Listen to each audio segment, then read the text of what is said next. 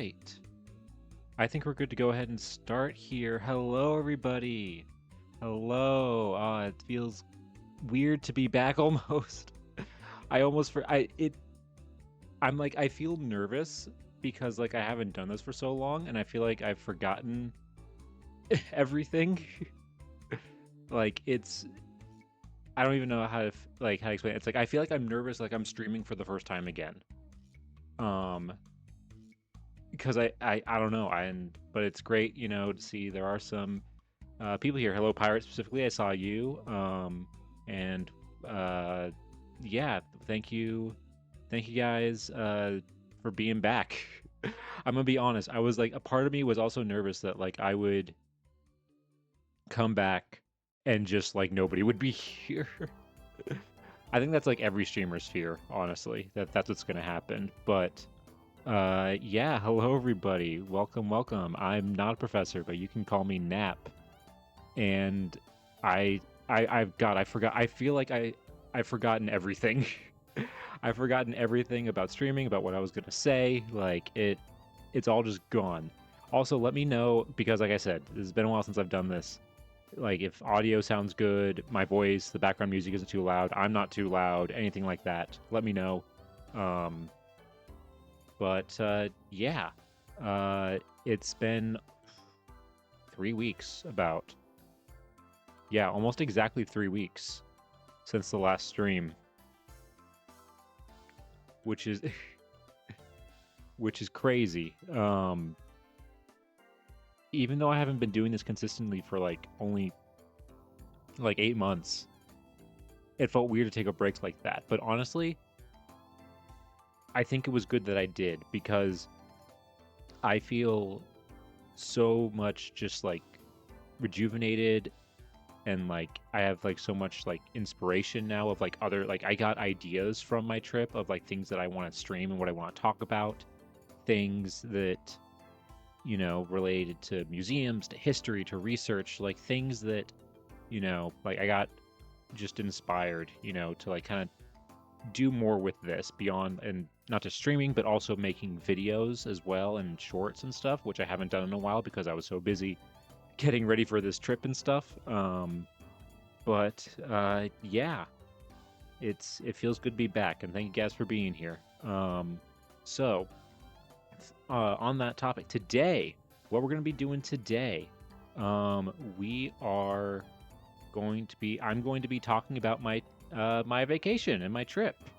I made a little presentation that I spent way too late last night making and setting up, and get ready for me to be rambling for the next 2.5, 3 hours about all the stuff that I saw and all the museums that I went to and all the things that like that most people when they go on vacation that they don't even think about or notice when it comes to like museums and historic sites and stuff like that. Because when I go on vacation, that's what I do. I'm not a lay on the beach and like do nothing kind of vacationer. I have to do stuff. My parents are the same way. And that's kind of how we've always done vacations, is that we always like, well, maybe do like one day where we rest, but it's always like, okay, we'll do this day and this that day, and we'll go see these things and stuff like that. Like, and when I've traveled, and especially when I travel by myself, I go hard, like when it comes to like seeing sites and seeing museums.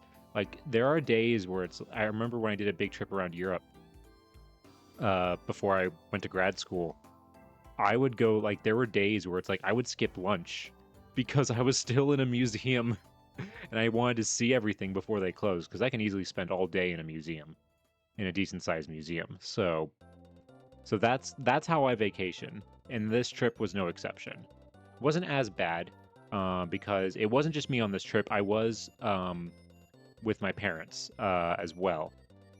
This was a trip that we took together. It was our first family trip since pre-COVID, honestly. Like a proper like vacation, going somewhere vacation. I mean, I've seen them like, for Thanksgiving and Christmas and stuff like that, but like this was the first like family vacation with the three of us, me and my parents. Um in Yeah, I think it's pre-COVID, where it was like all three of us together. But Yeah. I think though I'm I'm done stalling with that. Let's go ahead. Let's just jump into it. So where did I go, you may ask? Well, let me go ahead and change our camera scene here, and you'll see our presentation on the screen. Here we go. I went to the UK. This was not my first time in the UK. This is actually my third time going to the UK. But this trip was actually mostly for my mother because the UK is like her number one uh like bucket list destination that she's always wanted to go to. She loves English culture and like English like stuff and everything, and she's always wanted to go. And we actually were originally supposed to go to the UK in 2019, but um unfortunately we had some health concerns came up and we had to cancel that trip. And then obviously COVID happened, and then I went back to school and like all that kind of stuff. Like it just got pushed back more and more of like, when we're going to do this, when are we going to do this? And then at Christmas this year, I kind of decided, okay, you know what? I'm in a position now. I'm out of school. I have a I have a steady job. Um, we can do this. And so I bought her some like UK guidebooks, for Christmas, and I was like, let's plan this trip. So this trip has been planned. We've been planning this trip since Christmas, um, and getting everything like set up and ready and everything. So, um, this was an important trip, like I said, because so we were able to finally do something that we had wanted to do years ago, and we finally made it happen. And it was great. It was a great experience, great trip. And I'm just gonna start getting into it. So this is gonna have the energy of like when you came back from summer break and you had to do a presentation on like what you did that summer, and you waited till like the night before to do it. So you're just gonna be very it's just rambly. That's the energy that this is gonna be tonight, is talking about all this stuff and going through everything. But oh, and let me put something in the chat real quick so that way people know that, well, I'm rambling about stuff, that they can ask questions. Let me just put something here.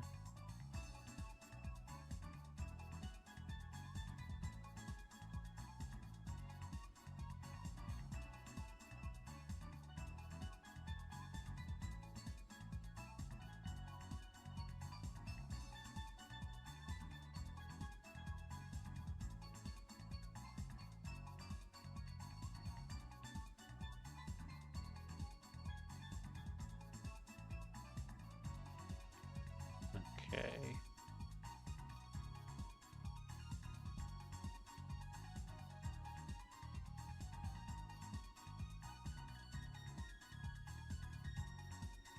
There we go. So that way anybody who comes in, they know they can ask like questions. And it's not just me rambling. Like I love when people ask like questions about stuff. So, um let's go ahead then and let's talk about my trip. All right, so beginning of the trip actually didn't start in London. It actually started in New York City. This is because New York City was like a good place for both where I'm located and where my parents are located. A good spot for us to like merge and like meet in like kind of the middle and fly out. And also flights were cheaper out of New York City to London. So we decided to spend a few days in New York City to kind of get ready and see some stuff too, before we took our big trip to London. And I've been to New York City. God, I'm in the double digits at this point. I've been tons of I went in undergrad. I went like several times a year, especially because I had a roommate and friend who lived in Jersey, like not far, who's from Jersey, just across the river. So when visiting him, like we would do this all the time, or go into the city all the time. But yeah, so when I was in New York City, I didn't do it. So because I've been so many times, I didn't do a ton of like, touristy, like the big touristy things because I've done them all. Like here, I did happen to go through Grand Central Station, so I figured, you know what, all right, I'll take a picture while there. Um, and of course, every time I go to New York City, I have to go to Rockefeller Center, and I have to go to the Nintendo store, the Nintendo store that is in Rockefeller Center. Um, and I love Rockefeller Center too, just for like the Art Deco design of everything. I really love that style, like just the design of like the buildings and everything. It's so cool. And of course, again, the Nintendo store, you gotta stop by there. Um, but every time I go there, I feel like they have less and less stuff. Like every time I've gone over the past like few years, I feel like every time there's less merchandise. There's less and less merchandise. I don't know if that's just me getting older or anything and just like not being as interested in the merchandise, but that's what it feels like. Um, but I didn't buy anything because I didn't want to buy something right there, like in New York City, and then have to lug it around for the rest of the trip to bring it to London and then back from London and everything. Um, and then the other thing we did while we were in New York City is we actually got to see a show. I've seen a few Broadway shows in New York City. The first one I saw was a play called The 39 Steps, which was a small production. It's a parody of like Hitchcock movies. And it's one of those plays where it's like there's only 4 actors in the whole play and they switch, but there's like 100 characters, and like mid scene they will like put on different hats and like switch characters and stuff like that. It's really funny, really entertaining. I've seen Book of Mormon, which was also amazing. I saw Hamilton, the tour of Hamilton. I didn't see it in New York City. I saw a tour when it came to my town a few years ago. But this time we saw this play or musical, which is called Operation Mincemeat. This play is actually about a real event that happened in World War II, where the British government, to trick the Italians and the Nazis into thinking they were going to attack Sardinia. They're tricking them. They wanted them to think that they were going to attack Sardinia, so that way they would move all their troops from Sicily to Sardinia, and then the British and Americans would actually invade Sicily while it was like less protected. And to do this, they got a random person's dead body, dressed it up in a British outfit, and put fake documents and fake war plans on the body, and threw the body off the shore of Spain, where then it was discovered by the Spanish government and then given to the German government, and they fell for it. They fell for the trick, and it worked. And this musical is a parody comedy version of that. It's not serious at all. It was really funny. It's so ridiculous. And it actually reminded me a lot of the 39 Steps play that I saw, where it's only like 5 actors and they play like there's like 20 or 30 different characters in the whole thing. Everyone was great. I remember reading about, I had actually never heard of it until, because my mom got the tickets for this. My mom decided on this. I hadn't heard of it until she discovered this play, and reading up on it, it was it's crazy that it actually happened. And this play was it was really, really well done, really amazing. Everyone performed great. There was one person who was an understudy who was performing in this, who, if I didn't know they were an understudy, I would have no idea. She did fantastic. Like, she was so good. Just great, like, physical prop comedy. It's a British play. With the original British cast is also doing it here in New York City. So so it's the original cast, and the two main characters are the people who wrote it. And they do a great job. They also let Germans intercept messages that said an officer was missing. Oh, okay. I don't think they touched on. I don't think they touch on that in the musical, from what I remember. But I highly recommend it. If you ever get it, if you're ever in New York City and you want to see a musical and this is still playing, highly recommend it. Really good, really well done. Or look up the soundtrack online. The music was really good. Overall, great performances by everybody. And then, of course, every time I go to New York City, if I can, I try to go to the Met. And because I love the Met. The Met's one of my favorite museums, just because of how huge it is and the wide variety of stuff that they have on display. I got to check out this, which is actually their brand new renovated Americas, Africa, and Oceania gallery space, where it's stuff from all those regions, kind of in like the same area. They had completely renovated. Last time I was at the Met, it was closed, and they just reopened it a few months ago. So I was able to see that. But every time I go to the Met, I have to go to a few places. I have to go to the America Wing, so I can, one, see this painting, which is the famous painting portrait of Washington crossing the Delaware, which the first time I saw this, I had no idea it was actually that big. Nobody realizes, I feel like, how big it is. And I mean, you can see a person right there for scale. Like, this painting is huge. Because I've only ever, before seeing it at the Met, I'd only ever seen it, like, in like pictures or in like textbooks, films or movie, like documentaries and stuff like that. And the scale is like crazy. But what they also have in the American Wing, they also have these.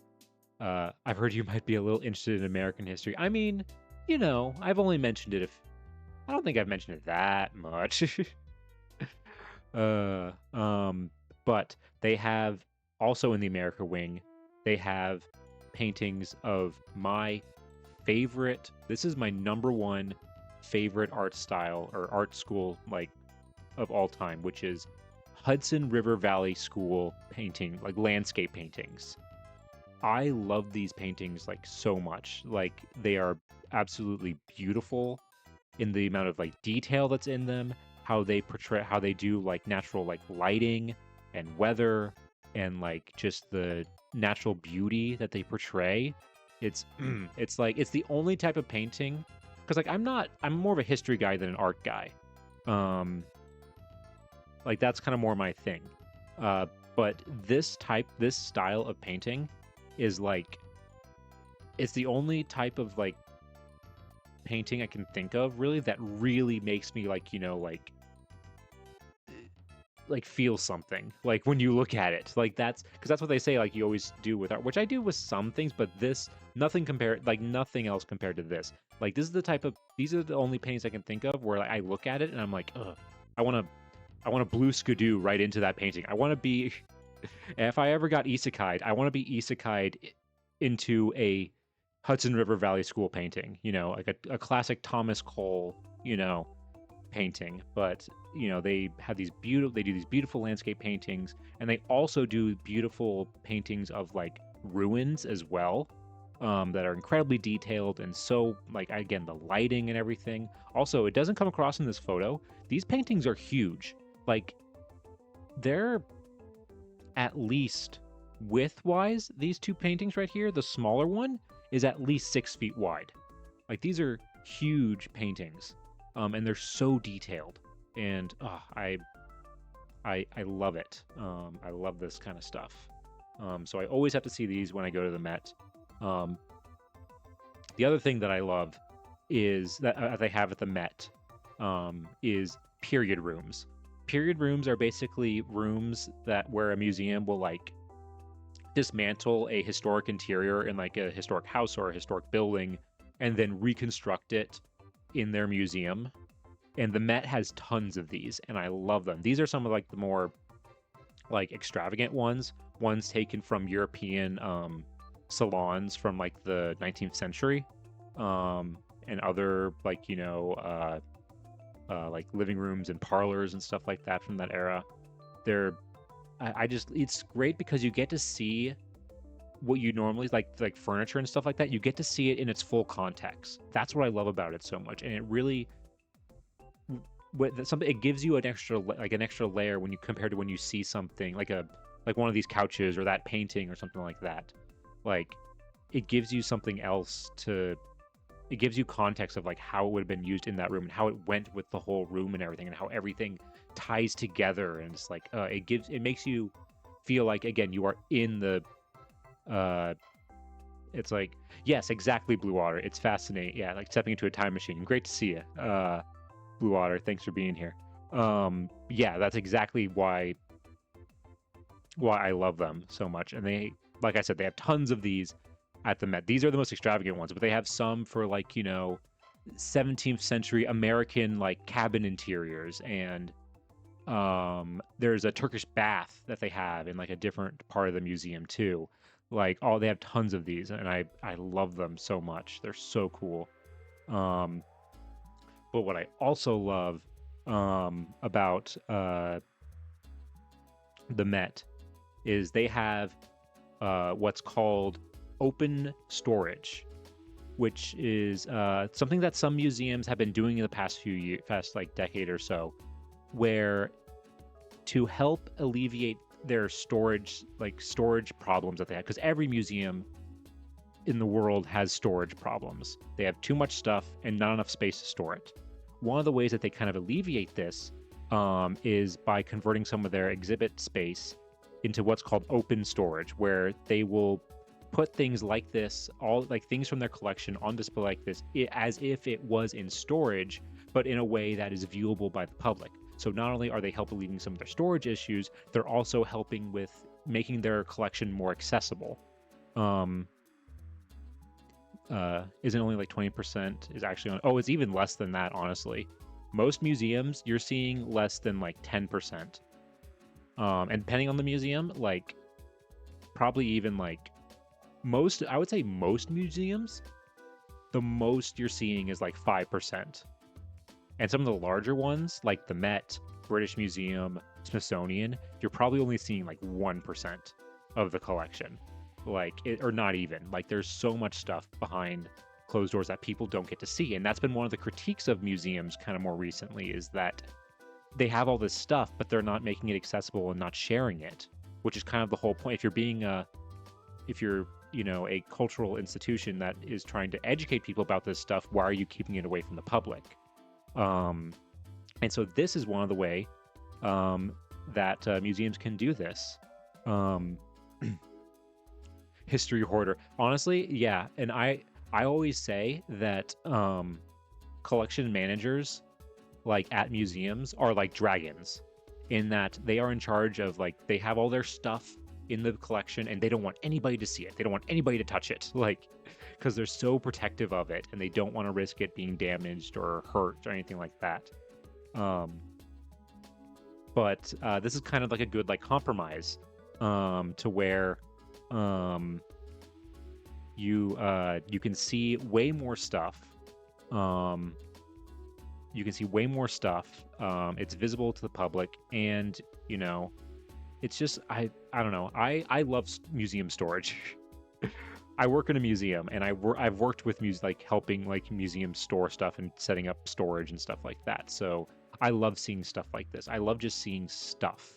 It's organized, and it's organized and everything. It's not cluttered, or anything like that. It's and things are organized, especially at the Met here. They're organized based off style. You can see here in the lower photo here that that's all paintings. They have all the paintings in one section, specifically portraits in this section. This other one, you can see that section that's all chairs. And then a little further down that little narrow hallway, you see it's grandfather clocks and stuff like that. It's so, I just love it. I love this kind of stuff. And to tease a little bit what I'm going to be talking about in a little bit, a little bit later on, I'm going to be showing an example of open and accessible storage at a museum that is this on steroids. Not even steroids. It's like, it's beyond steroids. It's insane. But that's going to be when we get to London. I get not touching it, and there's even anti-flash glass because flashes are horrible. Plus, honestly, unless you have a prime setup, a flash washes out color and doesn't do anything. Oh yeah, no flash. That's why most museums, yeah, every time you go to a museum, for the most part, they will say you can take photos as long as you don't turn on the flash, because light damage is one of the worst things for objects, especially fabric and paper materials, because light damage is irreversible. You can't fix it when something starts to fade because of light damage. So most museums, or almost every museum, will say you can take photos, but you can't take out the flat, or you can take them as long as you don't have the flash.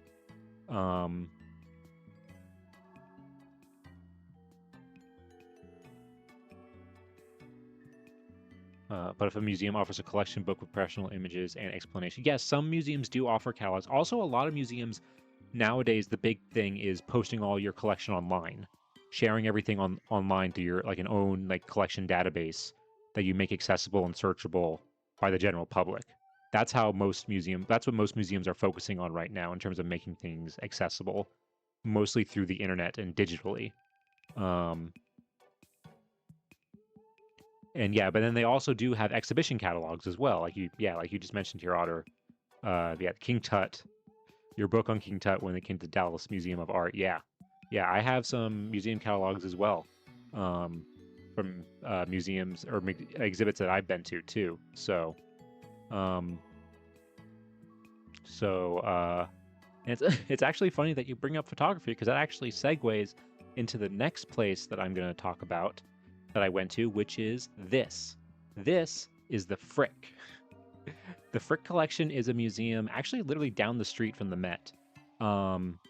It is a museum that is actually inside one of New York's last remaining Gilded Age mansions. There used to be a bunch of like Gilded Age like mansions all around, like especially in like around Central Park in New York City. And they when the owners of it, the Fricks, when they died, or before they died, they set it up where their home, this mansion, would be turned into a museum and an art gallery, to be open to the general public. And by doing that, it saved this house from being demolished. There was one museum that kept getting images flagged as inappropriate on Instagram, so they opened an OnlyFans for more explicit art. That's so funny.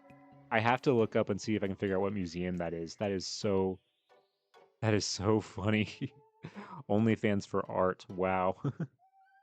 That's funny. But this was my first time going to this. So this is going to be a nap review of the Frick collection. There's a reason why I only have these two photos. And that is because the Frick does not allow any photos at all inside the museum, which I was honestly shocked, because that is something that honestly has been going by the wayside in museums for the past like 10 plus years. Almost every museum nowadays will, unless it's a special exhibition. Some special exhibitions, they won't allow photos for various reasons.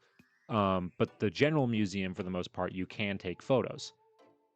This is the first time in a long time I've been to a museum that did not allow any photography at all inside.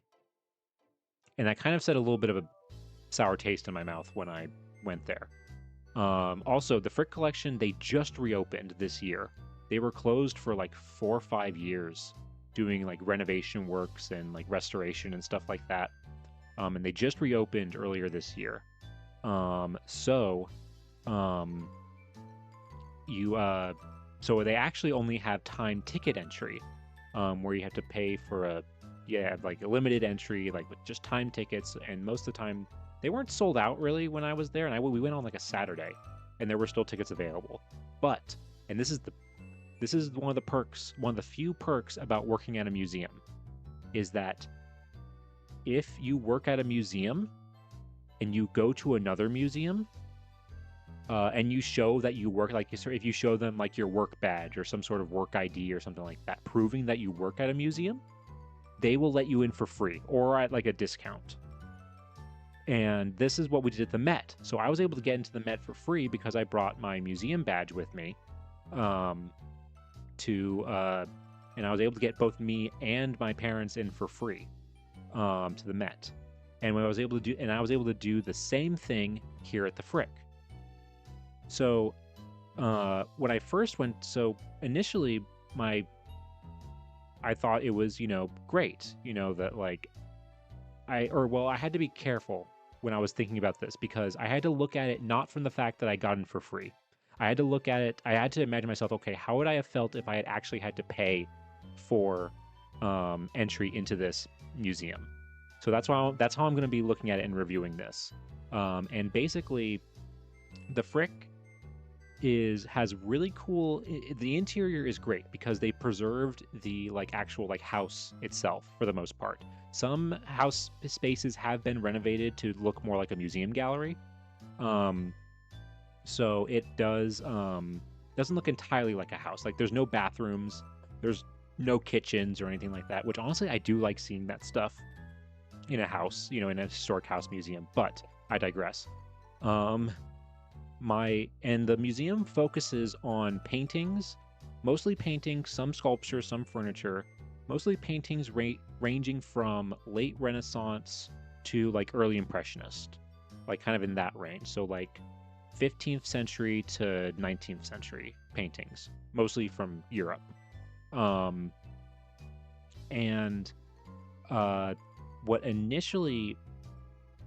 thing that I initially realized that I was not a fan of, was that next to the paintings on the walls, there were no labels. Nothing. Absolutely no labels at all. Not even like basic, what we call tombstone information. Tombstone labels is what we call them, where it's just like the name of the painting, the artist, year it was made, and maybe like one other like little thing. There was nothing on the walls. The only way you could learn about the paintings on the walls and what you were looking at and everything, you had to use their app, or no, their website on your phone. So everybody is walking around looking at their phones. I was not a fan of it because I'm looking at my phone most of the time, trying to learn about what I'm looking at and not looking at and kind of like being in the moment. So that's a major complaint that I had.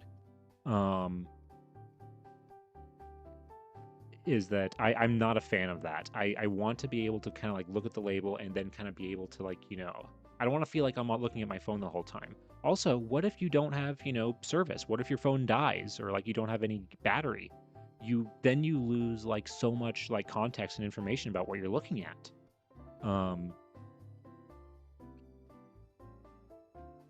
I once got a discount for tickets because I had my student ID, and then I got a discount at the store with my teacher. But yes, some museums do teacher discounts. Yeah. That is something you definitely, next time you go to a museum, definitely kind of like ask for that, because a lot of museums do educator or teacher like discounts.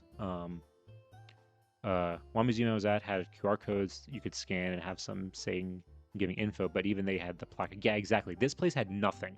There was absolutely nothing, which I think their reasoning why is so that it could look like it was still part of the house, like it was the private art collection of the people who used to live there and owned the house, so that it looks more like a house and less than like a museum gallery, which I can get. I can understand, but I don't know. It just doesn't work for me. Yeah, pirate, exactly. I hate using my phone for everything. Yeah, it was just not, I was not a fan of it. Also, and here's the other thing too with the Frick, is that I'm the type of person I can spend all day in a museum easily. My mom and I, um, like my mom and I can easily spend all day in a museum. Like the Met, oh, you can spend days. I could spend days in the Met. You know, there's so much there. There's so much you can see. Like there's such a wide variety of stuff at the Met. The Met's huge. You have everything from like ancient Egyptian and ancient Near East artifacts, all the way up to what's it called?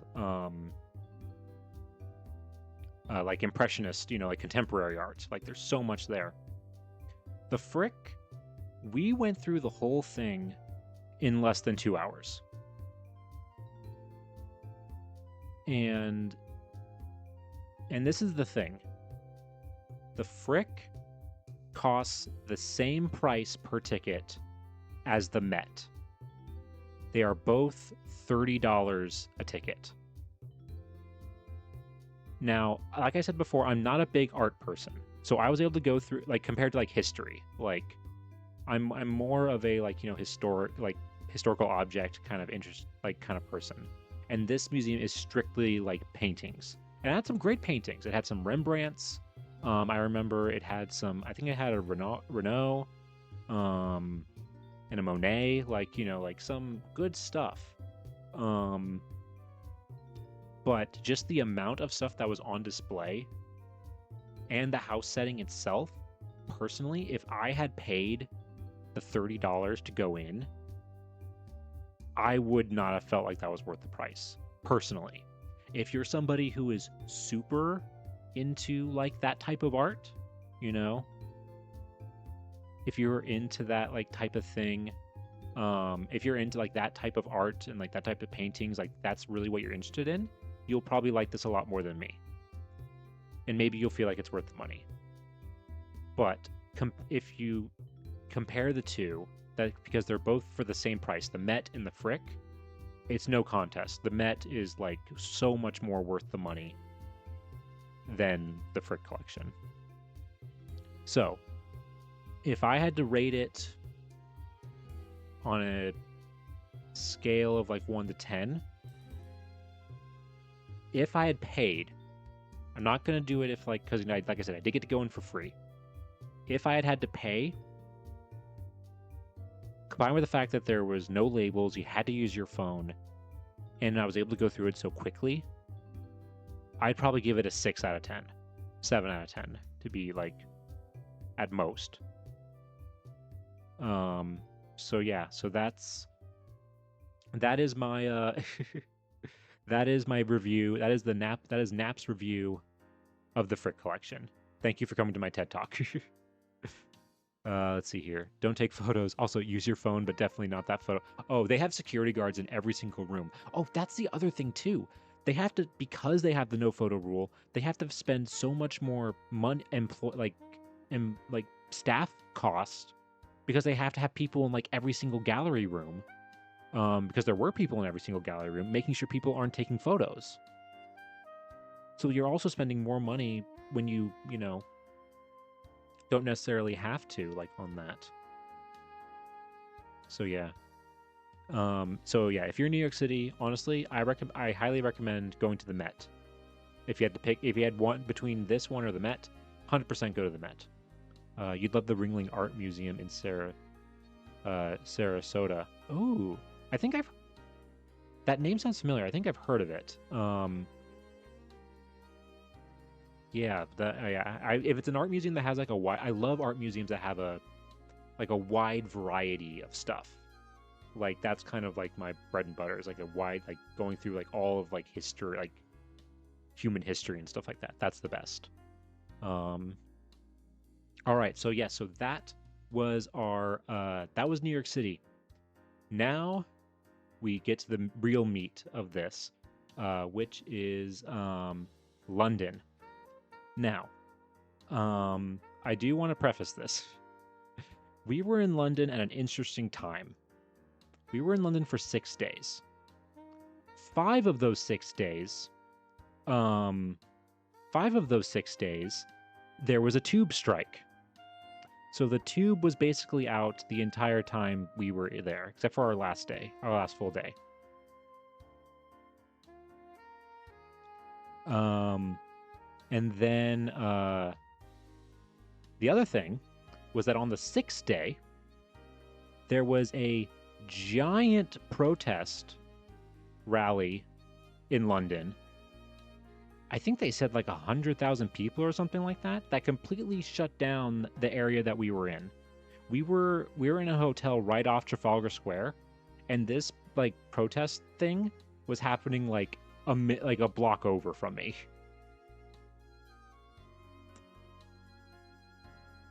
Is that what? Okay, yeah, that is what it was. Yeah, that's what I heard it was. I didn't pay too much attention to like what it was, but I saw it. You couldn't avoid it. They had police blocking off our street where our hotel was down, because they were trying to control the crowd and everything. And we had to tell them like, hey, that's our hotel. Can we go down? They had to let us through. The only time I've ever had to walk through a police line. Yeah. Is it for preservation or is it to maintain exclusivity of their collection because people can't upload their own copies of the paintings? They can make an argument for both. Preservation is more because of if you don't want to risk flash. For example, I know the National Archives in Washington D.C. They don't allow any photography of like where the Declaration of Independence is because so many people, like thousands of people, go through that room a day, and they don't want to risk like people taking flash because the Declaration of Independence is so fragile and has already been damaged by light that they don't want to risk it in any way, shape, or form, so they don't allow photos. So that's the preservation side of things. And then there also is kind of a bit of an exclusivity thing. Like it depends on the thing. I mean, some people, I like to think that like the exclusivity thing is kind of more of like the preservation I think takes priority, and the exclusivity aspect of it where you can like charge to like like buy a museum like a catalog book or something like that is more of a side effect of that. It's not the reason why they do it, but it's like, oh, because we have to do this for preservation, let's do this as like a side thing, Isn't that document already destroyed? It's very heavily damaged. Like most people are very surprised. It's so faded. You can barely see like a lot of the text on it. It is so badly faded. He's got the Barnum Circus Museum, the largest miniature circus museum in the world. But I was wondering if it was related to like Ringling, like that collection, like that kind of thing. When you said that, Otter. Exclusivity is more like copyright, like the Sistine Chapel. Yeah, that kind of. Yeah, it's. Well, the thing is, like, yes, that is the thing. Museums technically can copyright, so they can copyright the painting.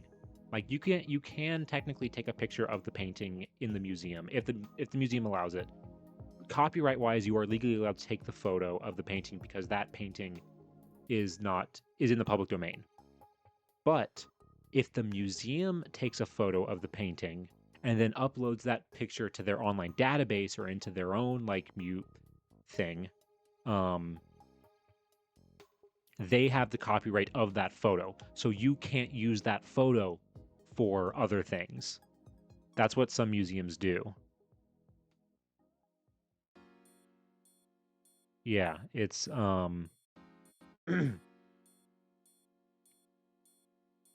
it really just kind of depends on the situation. But I digress. Let's get into the meat of the thing. So like I said, this is actually my third trip to the UK, my third time in London.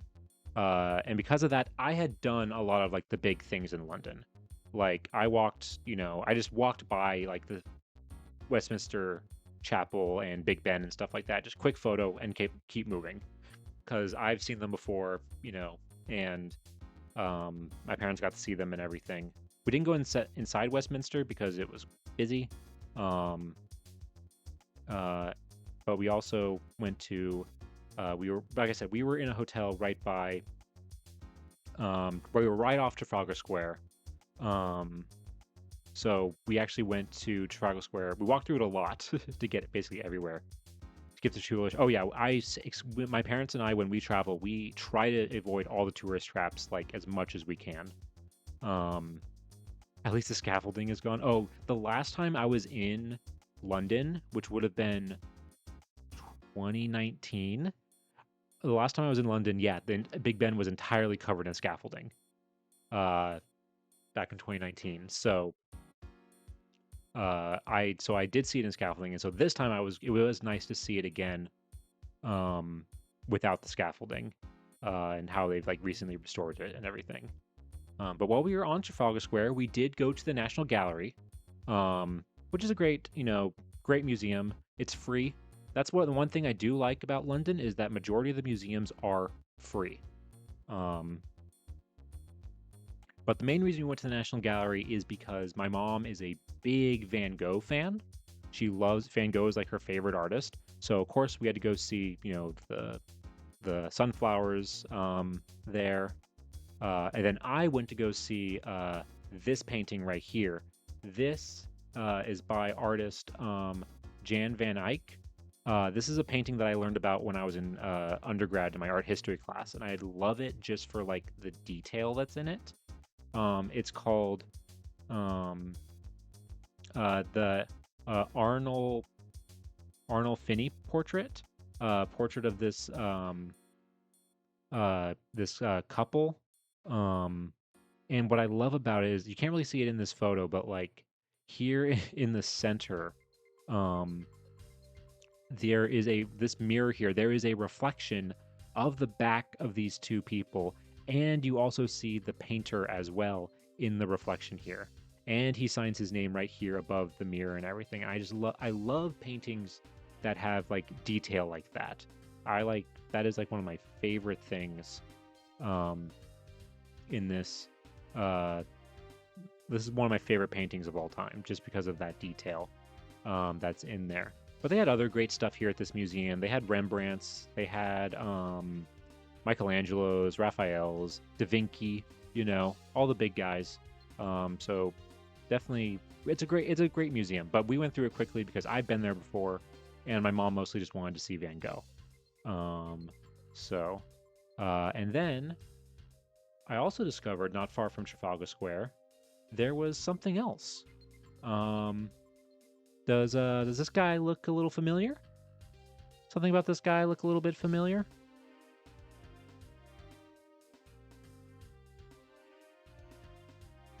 I think hold on.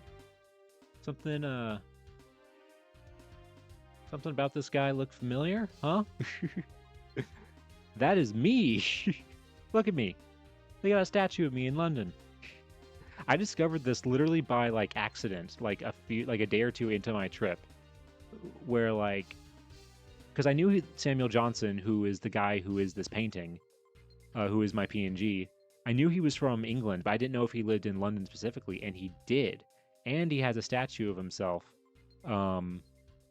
literally not that far from my hotel. So I quickly went down like one evening when I had free time and took this picture. And of course, I had to get a selfie.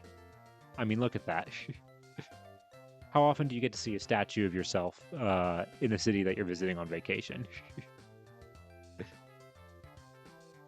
I mean, look at that. But yeah, so that was really cool. And I found out he does have he has a house museum. Samuel Johnson does have a house museum in London, and unfortunately, I did not have time to go. Like I wish I would have had time, and I wish I could have gone. You could have at least smiled. Hey, I mean, I'm not smiling in the statue either, so he's a little plumper in his statue. Hey, come on now. I mean, look at me. Like, I look like, I'm just gonna say it's the clothes, okay? I don't exactly look slim in these paintings either. Do your parents know of your internet escapades? No, they don't. They don't know that I do this and stuff like that. So, that's why I went over like by myself, like to this, while they were like resting in the hotel. And I went for a walk around. Yeah, so Yeah, so that was cool. It's not often you get to see yourself when you're. But next time I go to London, I'm gonna go to the Samuel Johnson Museum. I'm gonna go to that museum, and I'm gonna go and I'm gonna learn more about myself. All right, and then, of course, the next thing that that we went to, the big museum, was the British Museum. And again, I didn't take a ton of photos here because this is like my third time going to the British Museum. Because I saw the big, so we saw the big stuff. We saw the Rosetta Stone. We saw the Parthenon marbles. The main stuff. And I also love like going to the ancient Near East section, because also a little bit of nap lore. I went to college to study archaeology, and I wanted to be an archaeologist before I decided I wanted to move into the museum field. So even though I'm not in archaeology anymore, I still am really interested and love all this ancient stuff as well. On top of my love of American history too. So it's a crazy distant split between my two interests, where you have all the ancient stuff, and then 2,000 later you have American history. But I also love going to the British Museum to see some of the lesser known stuff, like this. This is what's called the Game Board of Ur. It is the oldest game board of all time that we have, or that's been discovered. It's over roughly 4,500 years old, and we know how to play it, which is really cool. We know how we can recreate they've been people who have recreated this board. And I think you can buy it in the gift shop, where you can play it yourself and everything. And it's just ancient stuff like this that I love. Just regular things from the past, not a big giant statue or or a crazy monument or something like that. Just everyday stuff like this. It makes the past feel more real and feel more connected to it, because somebody 2,500 years ago was playing a game with this, and now it's being admired. It's survived over 4,500 years and is on display. Who knows? Maybe somebody will do this with one of our Monopoly boards 4,000 years from now. Who knows? But then also at the British Museum is my favorite artifact of all time. Shows we've been trying to entertain ourselves from exactly. Yeah, some things about human culture and human activity have not changed at all in 5,000 years. But the British Museum holds my favorite artifact of all time. And it's this. This is called the Lycurgus Cup. This is a cup from the 4th century. It's a Roman glass cup. It's a carved glass cup. So this has all been carved.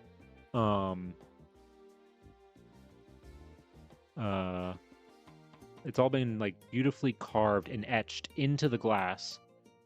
It's impressive in itself, first of all, because it's the only example of a complete vessel that has survived like this. It's complete. It's intact for the most part. I think there's you can see there's one spot that's kind of missing here, kind of near the person next to the kind of vine that he's holding. You can see there's something that was probably there originally that has broken off, but the point is that the whole thing is intact, which is impressive in itself. It's a beautiful piece just on its own, but there's something about this cup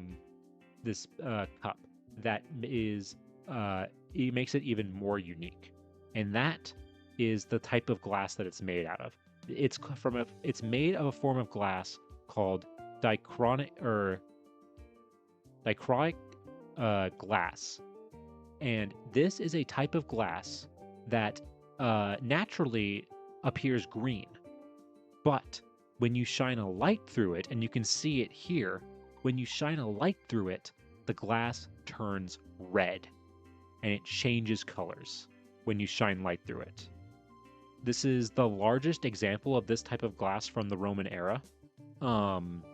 We do have other examples of fragments of it, but nothing like this. It's not super common. It's it's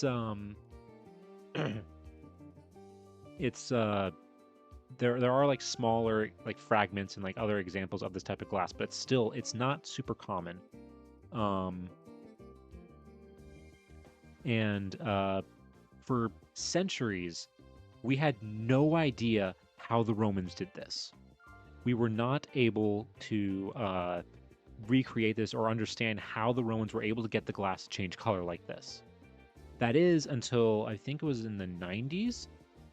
They were able to get a small like sample from this glass and analyze it under like a super like atomic like microscope.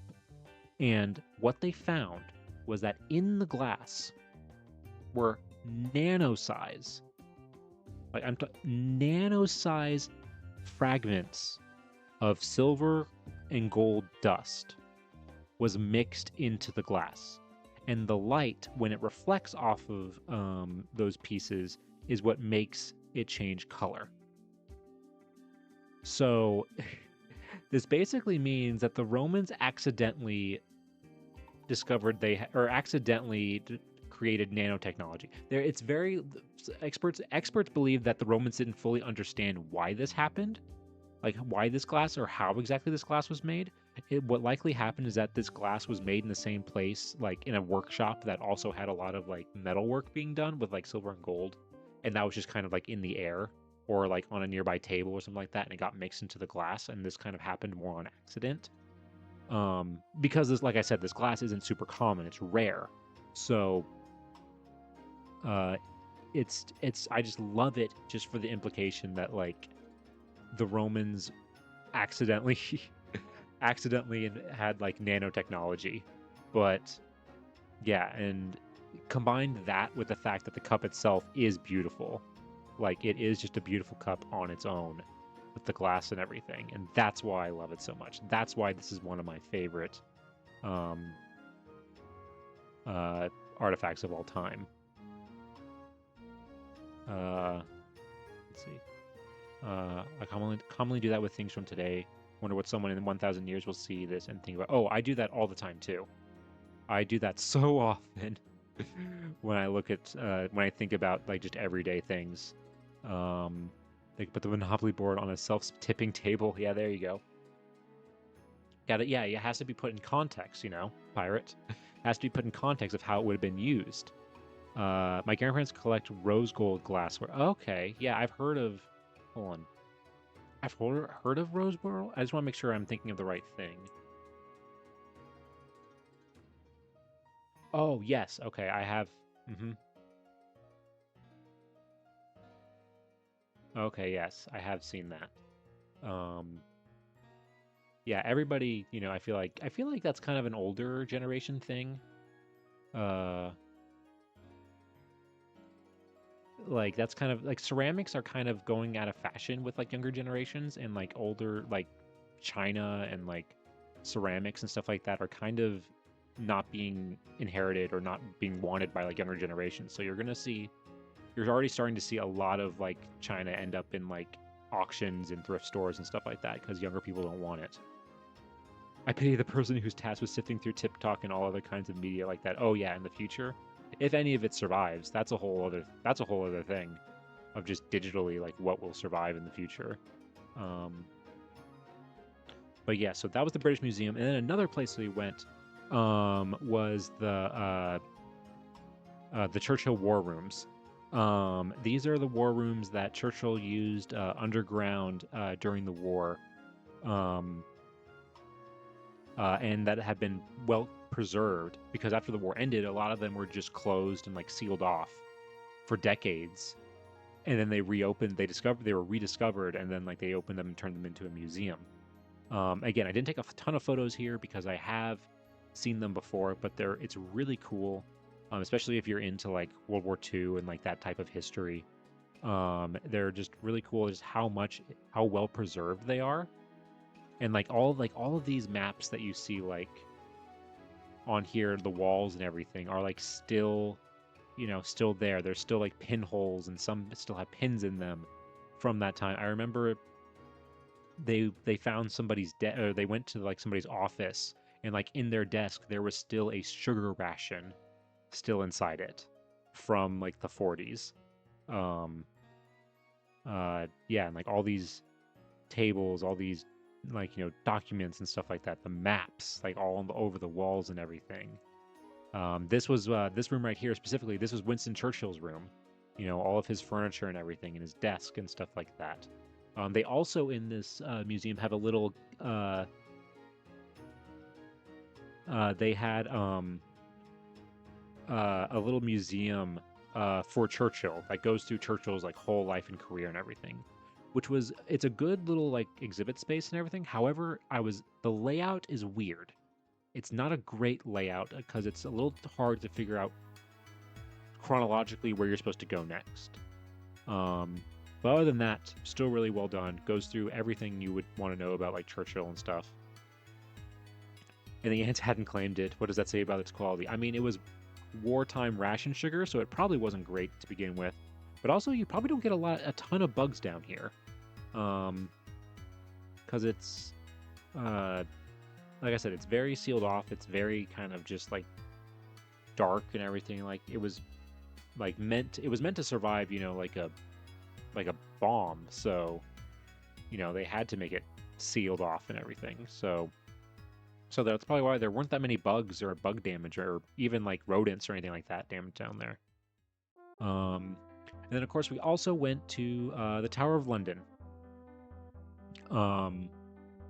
And normally this is where you would go in this building in particular. This is where you would go to see the royal crown jewels. But I have already seen the crown jewels from a previous trip that I've been there. My mother had no interest in seeing them because you can see right here, this was the line. It was like Disneyland, this huge line just to go inside and see them. We didn't want to wait because we had very little time, to begin with. So we skipped that. But still, the Tower of London is still really cool just for like the history of it and everything, and how well preserved like the center tower is and everything, considering it goes back like 1,000 years, and how it like really stands out historically, especially compared to the rest of London, because so much of it, especially central London, is very modern, because a lot of it was bombed during the war and destroyed during the war. But inside the tower, they also have some really cool, like they have like all the armory and like all the old armor and stuff like that on display. Like this one you can see here from Henry VIII, who you can see had his protection priorities in place. And I don't blame him. And of course, you got the ravens. I love the ravens there. They're so cool. There's of course, if you don't know, there's the legend that if ravens leave the Tower of London, the English Empire will fall. That's the legend that goes. So there is always ravens at the Tower of London, and there is an official raven keeper who is in charge of taking care of them, because they have like 10 ravens, something like that there. And they're just chilling. They just hang out, and you can take photos of them and everything. And this one of them, or maybe it wasn't this one, I don't remember which one it was. One of them bit my mom's ankle. Not hard, like it didn't hurt or anything, but like they bit like the bottom of like her shoe. It was just really funny, because I think they know that they can get away with it, because they know they're protected. I mean, like look at that smug guy. He knows what's going on. He knows he can't be touched. And also I love just like the views you get, along the Thames from the tower as well. Oh, also, one thing that I will admit, it was a little annoying with the tube strike and everything that we weren't able to use it to get around. But the cool thing was that we were able to use other forms of transportation that I hadn't used before. Like we did double-decker buses, and we got to go to the tower specifically. We used the water taxi, the Uber boats that go up and down the river, which was really cool in itself. I mean, it's a little bit more expensive than the tube, but it was cool just to get a good like kind of relaxing boat ride down the river, rather than just being crammed into a underground train. So that was something that was actually kind of nice about like the tube strike, is that we got to try other things. Um, oh, okay, and then this. So, because the Tower of London is in central London, one of the things I love about central London is that even though a lot of it is modern, they still preserved a lot of like the old alleyways and stuff like that. So even though there's like these modern buildings all around, there's still all these like cool little like narrow like pathways and stuff like that. Um, and I love exploring that kind of stuff. I love just going to cities when I travel and just exploring, just wandering around, not having a destination in mind, just seeing what I find. And one time when I went to London, I found this. Um, you did not become a sardine on the tube. No, thankfully I didn't. Um, I did not. That's something I didn't necessarily want to experience. So this is in central London. It's kind of like a hidden thing that I discovered. Is that there's a art gallery, a free art, like small, not that big art gallery. In it's called the Guildhall Art Gallery. Um, and when they were building this art gallery in the early 90s, when they dug down, they discovered that underneath it was the remains of London's amphitheater. This amphitheater was unknown at the time. They weren't sure. Scholars weren't sure if there was an amphitheater in London uh, when it was a Roman city or anything, because it was kind of more on the outskirts of the Roman Empire, and everything like that. But this proved that there was a amphitheater. And when they discovered this, when they were building this building, they converted the basement of the art gallery into this space where you can explore the Roman ruins. It's one of the few examples of Roman London that still exists. There's a few other smaller ones like throughout the city, but this I love this kind of stuff. I love finding these hidden things. Also, I do love like Roman history and stuff like that, and we'll get into more Roman history later on in this explanation of my trip. Um, but yeah, I loved how they just have this preserved, and they have this like kind of setup where it's like you can kind of see like the outline of like where the rest of it would have been. And also above this is a square, like a Guildhall Square, I think is what it's called. And in the square they have marked in like these black stone blocks in the tile of the ground the outline of where the Roman amphitheater would have been above. So then you can see that and then go down and see these ruins again for free, which is amazing. And just a really cool thing that I definitely, if you're ever in central London, I definitely recommend, especially if you love history and you love this kind of stuff. Definitely recommend.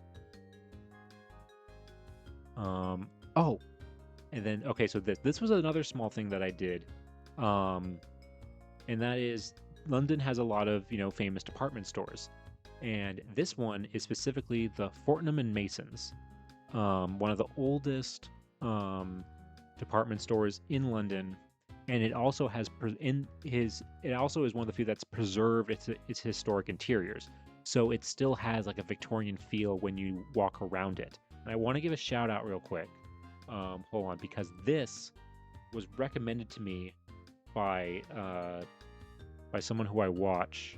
Hold on, I want to make sure that I type their name right.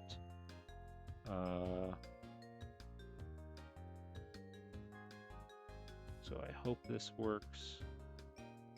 Hold on.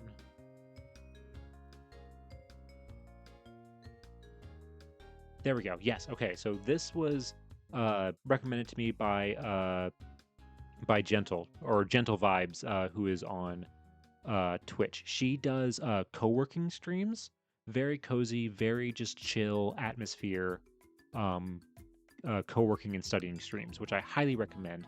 But what she is working on in these streams is she is actually working on her PhD that's on death and mourning in Victorian England. And she has actually also made several YouTube videos talking about various aspects of mourning practices and stuff like that in Victorian London. So I highly, or Victorian England. and I highly recommend you check those out. So please go give her a follow, and also check out her YouTube channel as well. Really cool, really interesting stuff. And when I was going to London, I decided to ask her because she knows a lot about. She lived in London for a little bit, if she recommended anything, and this is one of the things that she recommended. So shout out to Gentle for recommending this. This is really cool. I didn't buy anything though because it was all stupidly expensive. um, and I've never felt more poor in my life walking around this place and just seeing all the crazy expensive stuff that's there. Like like tins of biscuits that are like 20 pounds, like just stuff like that. Like it's crazy, but cool. Just cool to just like walk around and just like take in the atmosphere and everything. Um, okay, yes, and now this was another thing. Hold on, I have a. Here it is. Yes, so this is something that I actually discovered right before I left on the trip, and I found it watching a I found this actually through a YouTube video and I wish I unfortunately can't find the person who recommended or whose video it was, but it's a channel by an American woman who lives in London and has lived in London for like a long time, and does like travel advice. And one of the video specifically that I saw was uh, uh, where she offered alternatives to like the touristy things in London. And one of the things she specifically said was, don't do the London Eye, the big Ferris wheel and everything. Don't do that. Instead, go to this. This is called the Sky Garden, which is in a newer building in London, that is taller than the London Eye, and it's free. The only thing you need to do is get a ticket. You need to get a ticket in advance. They only have a certain number of tickets available, so you do have to get like a ticket in advance in order to go up. But it's completely free, and the views from up here were insane. Unfortunately, we went later in the day, and I think they closed this like outdoor like area where you could look out like kind of this direction towards like the Shard and everything. It's in a building. I don't know what the official name of the building is, but every building in like London has a nickname. And this one is called like the Walkie Talkie, I think. And the views from up here were incredible. Oh, whoops, wrong way. You could see all down like all directions. There were glass windows everywhere, where you could see like all down. You can see you can see Tower Bridge and Canary Wharf in this photo. And then we were there kind of near sunset. Like this is looking towards like Westminster and the London Eye and everything. Like the views from up here, yeah. Your life savings for a box of tea. That's why we threw it in the bay. Exactly. Exactly. That's why we did that. That's why we had to throw it in the harbor. But yeah, like if you ever go to London, highly recommend this. It's free, so you don't have to worry about any money or anything like that. And the views up here are absolutely like worth it. But they also have, it's also just really cool. They have again, it's called the Sky Garden. They do have these like, garden, like a lot of like vegetation and stuff like that there. And they also have several, like a little like bar you can see in that one photo there, so you can have drinks and stuff like that while you hang out. And they also have restaurants. And we actually, while we were there, we went up to one of the restaurants and had dinner up here. And this was our last night in London.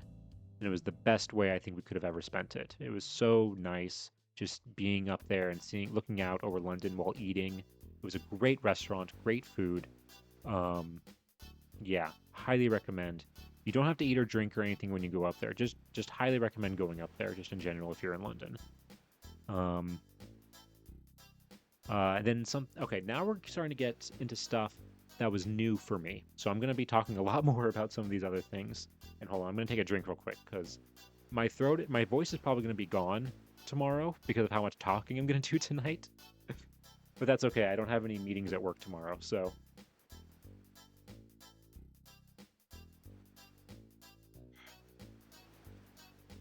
All right. So this is one of the new places that I went to. This is the Sir John Soane or Sound. I'm not entirely sure how you pronounce it. Soane house. The John was a 18th century, 19th century architect in London, and he famously made. Let's see, he did a lot. His most famous thing he did was he designed the Bank of England building. And did a lot of kind of designs for like government buildings and commercial architecture in London. And this is his house.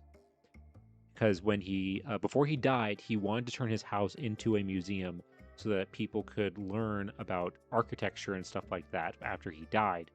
And this is what his house looked like.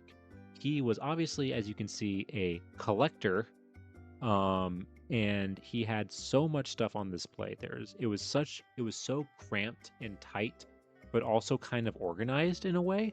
And I love this. I love this vibe. Like, this is just, I don't know what it is. I know some people don't like it. They like makes them like feel claustrophobic and stuff like that. But I love this. Like, just I loved all the stuff and how it's all on display and everything like that. He did like, and he had all this stuff because he was also a professor of architecture as well.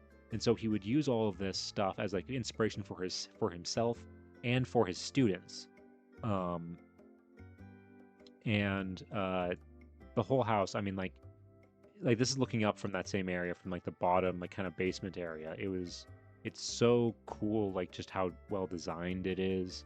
Like all of his, like I guess his parlor or library, covered with like this like little like dome at the top here and like these mirrors and stuff. And then yeah, oh yeah, and then like I said, just covered in like every nook and cranny of this place is covered in like casts or real. Some of these are casts, some of these I think are real, of like architectural elements from like historic like buildings and stuff like that. Just absolutely covered.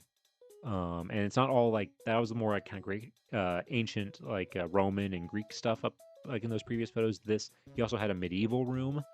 He called this like the monk room, I believe, which was really cool. And you can see here, it actually is a very, it was hard to take photos in here because everything, it is very cramped. So it's hard to get like a sense of like space and everything. And you can also see like up here, there's like this little like kind of bay where there's like these paintings on display. And that I think we'll get into in just a second. And that's, yes, so that's this. So he has this very small room where he has a bunch of paintings on the wall. And these it's a very small room, but he had a lot of paintings and he wanted more space. So what do you do when you have limited wall space but a bunch of paintings? Well, you build panels or basically doors that you can open and close whenever you want to show off different paintings, built into the walls, which you can see here, that you can open whenever you want. So instead of making the room bigger, you just create more wall space by using these doors. So this is like on one side, and which is just the paintings. And then there's this other side here, where it has also the paintings, but also this like little like bay window here that has like this statue, and also there were a lot of architectural models all around the place, because these were like, you know, his models that he would use for like promoting his ideas or his designs and everything like that. So these are all over the place as well as his architectural drawings, some of which I think you can see here. I think these are some of his architectural drawings, not just his paintings. But and if this looks a little bit familiar, it's because this is the upper area of the monk room that I showed earlier. So it opens up and you can look down into that same room here. So this is this. That's what that is, to give you like a little bit of orientation. But yeah, really cool house museum. Definitely recommend, especially if you're into like historic interiors, if you're into architecture, anything like that. Highly recommend. And it was, again, it's free. It's a free museum. Like, you can't beat that in London. All right. Now, buckle in. Because this right here that I'm going to be talking about, this right here was my favorite thing, like, that I did. Possibly this whole, definitely London, but possibly the whole trip. So this right here is part of the Victoria and Albert Museum, the V&A in London, which is a very big, old, like, kind of institution, art museum in London that focuses on like art and design. And it going all the way back, you know, like to ancient Rome and stuff like that, to the modern day. And just a few months before my trip, the V&A opened up this space. This is a warehouse that they have converted, a new warehouse, storage warehouse, that they have completely opened to the public. So remember earlier when we were at the Met and I was talking about how, you know, some museums like make their storage spaces accessible and stuff like that, and there was an example of that, like how the Met did it. This is the version of, this is that, but on mega steroids. Like, this is a whole warehouse that is visibly accessible to the public. And it is beautifully organized, as you can see here, in the center courtyard area, and these walkways you can see around that go around it and everything here, where you can look down all these alleyways and see everything. My museum employee mind was like melting being in this place. It was so cool. It was so cool to see a space like this that is open to the public, because this is a first of its kind. To have a storage space like this that is completely open to the public is like unheard of in the museum field. This is the first of its kind. And it's located in London, actually near the Olympic Stadium in the Olympic Park area. And this building that this storage facility is in actually was the media center for the 2012 Olympics, that they converted into this.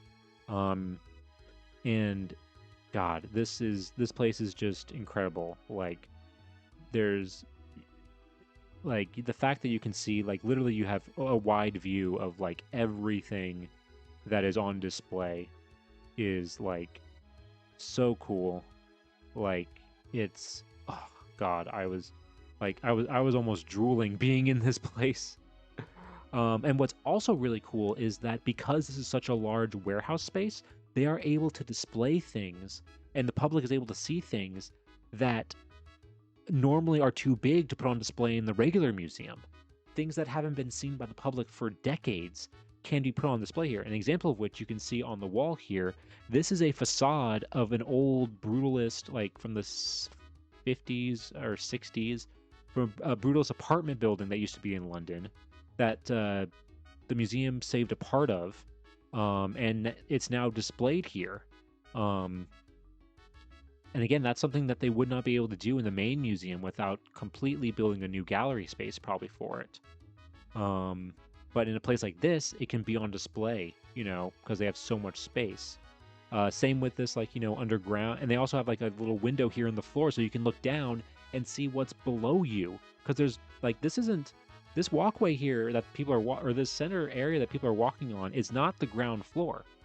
That's not the ground floor. You're still like several shelves above the ground, just to show how high these shelves go and everything. In this place. I mean, this gives you an example right here. Here's a forklift for scale. Like, this is a forklift for scale, and you can see just how high all of this stuff is stacked. And, like, it's everything from, like, ceramics to furniture to paintings, like, just anything you can imagine, like, is here. And they have it so that at the end, the shelf ends here, they have stuff facing out so that you can see them and get a good look at them. And they do have like a little, like, I don't think I have a photo of it here, but they do have little like kind of like booklets near like some of these on these walkways and everything, that you can like open up the booklet. All of these like shelf bays are like numbered, and you can like flip to like in the booklet, you can flip to like that shelf bay number and learn about like what you're looking at here.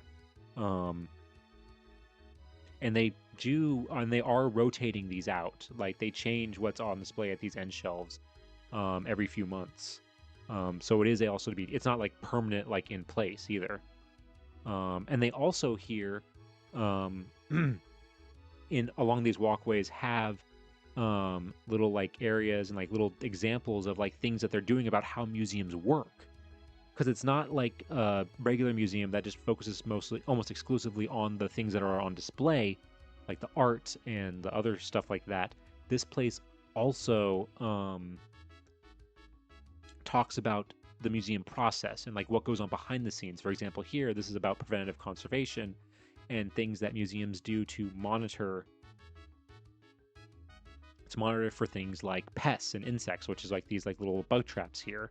That way we can see if there are any bugs or pests that are in the collection. Things that can like monitor like temperature and relative humidity and stuff like that, which is all part of preventative conservation, which we see here, talked about here, just to kind of like, it's a type of conservation that like, so that it prevents objects from degrading in the first place, doing everything you can to ensure that the collection is properly being protected and limiting the amount of natural decay as possible. And then they also have like like some of their workshop areas as well. This is their conservation lab, and it's a beautiful conservation lab, brand new. I mean, you have all kinds of cool stuff here. You have like these fume hoods here, some lights, you have some presses and everything. You can see here, it looks like they're working on creating like mounts and like molds, or not molds, like interior supports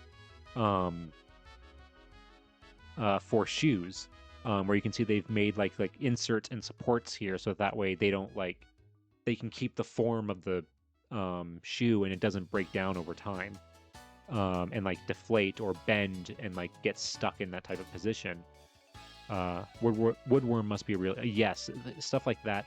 Thankfully nowadays, because we know a lot about like pest management and everything like that in museums, that if we find any sign of that, we can act pretty quickly, and we have ways to like mitigate it and eradicate it in ways that aren't damaging or limited in the amount of damage they could do to the object itself. But yeah, and this right here, I took a picture of this label, and I'm going to read it real quick. So, balancing access and preservation.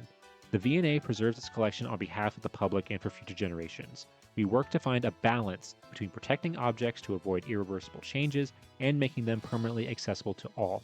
This raises the question of how important it is for museum collections to be preserved for future generations. Should our children and grandchildren be able to experience these objects in the same way as we do? So, this is the balancing act that every museum is struggling with. This is and this museum is like going above and beyond in making their museum accessible. And in another way too that I'm going to talk about in just a second. Does this mean we're making woodworm extinct? I mean, I think it still occurs like naturally in like forests and stuff. We just don't want it getting inside, basically. That's more what we're worried about, is like it getting inside and stuff. But yeah, so this is kind of like a thing that museums are really focusing on right now, is like, how do we balance access and preservation? And there's another way that other museums are doing this, and that's digitally making things accessible, creating digital, like either 3D scans or just photographs of the material and having it be accessible that way so people can see it. Because that is a way that you can still have people like see it digitally at least, and it helps preserve the object as well. So there are all different types of ways that museums can do this, and this is one direction that the V&A is kind of like the first of its kind of going in this type of direction, rather than the digital collection, which is way more popular and common in museums right now. And okay, so this is what also sets this place apart from anything else in the museum world. Everything that is stored in this facility, so everything, it's about 250,000 objects, I believe, is what's on display in this what's stored in this facility. It's not everything in the museum's collection. They still have storage facilities at the main museum in central London for like other things too. But everything that you see in these, pretty much everything that you see here in these photos is accessible, and not just that you can see it from like when you're walking around these gallery spaces or these spaces. You can also, through their database, where you can search their collection for every object that they have at this facility, you can request to come to the museum and see these objects in person. And while yes, some museums do stuff like this, it's almost exclusively only for research and for scholars.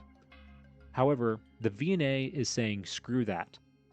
Anybody, for any reason, can go onto their website right now. You can go onto their collection search database that they have on their website right now, and you can request to see any object in this facility in person, up close and personal. And that's what this room is right here. This is a room where people can, anybody, like I said, anybody. It's not exclusive to just scholars. It's not exclusive to just research. It's anybody can see an object that they like on their website. They can click a few buttons that where they can request to see that object. You have to do it like a few weeks in advance of when you're going to be there. You set up an appointment, and they will bring you to this room where the objects that you requested will be on display that you can look at yourself. This is a level of physical accessibility that is unheard of in the museum field, and I hope I'm getting this point across, like how crazy this is, because, and I'm not just like rambling like an idiot, because this like blew my mind when I discovered this, because this is brand new. They unveiled this like back in May, I think, like May or April or something like that. And when I had this trip planned, this trip was already planned, so I knew that when I discovered this, and I knew I was going to be in London anyway, I decided, you know what? I'm going to request some objects. I'm going to test out this, like, see how easy this actually is and what this experience is like, and just how accessible it really is. And it exceeded all of my expectations. So you can request, when you request stuff on their website, you can request up to 5 things. 5 things is the max. And so I requested 5 things. And 3 of them are right here. These are the three things that I requested.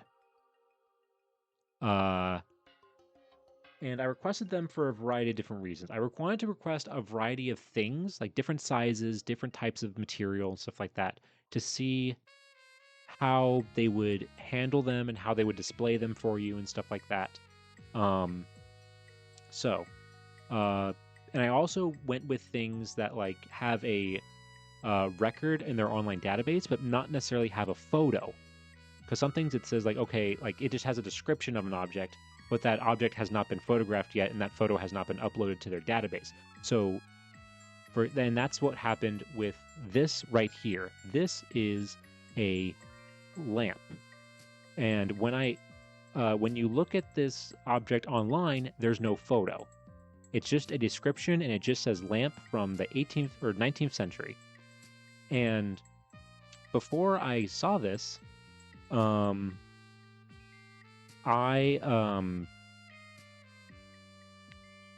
wanted to like see what this lamp was because I was curious, and I was shocked because I don't remember seeing anything where it looked like this. I was picturing like an oil lamp, like a tall, kind of like Western style lamp. This is like a Middle Eastern, like style, like candle, like oil lamp that I was like hanging lamp that I was not expecting at all. So again, this is why it's important to have this stuff be accessible, because I would have no idea like what this object looked like, and I would have no idea to like if I was doing research on like these types of lamps and stuff like that, I would have like no like idea what this thing looked like if I wasn't able to come see it in person. So that's why this is like stuff like this is so important. Like an undercover preserver checking on their practices. Honestly, yeah, that is kind of what I was doing. But I did, when I got there, I did tell them that I work at a museum, and like, I talked to the people that I was like, that were, because they have somebody in the room with you, not like over your shoulder or anything like that, but like just, kind of like telling you like the rules and like how to, and I'll be honest, I already knew kind of the rules, because the rules are general museum handling like practices that I already knew. So, but I didn't say anything at the time. But then I did let them know later that yes, I do work in a museum, and I was testing this out and stuff like that.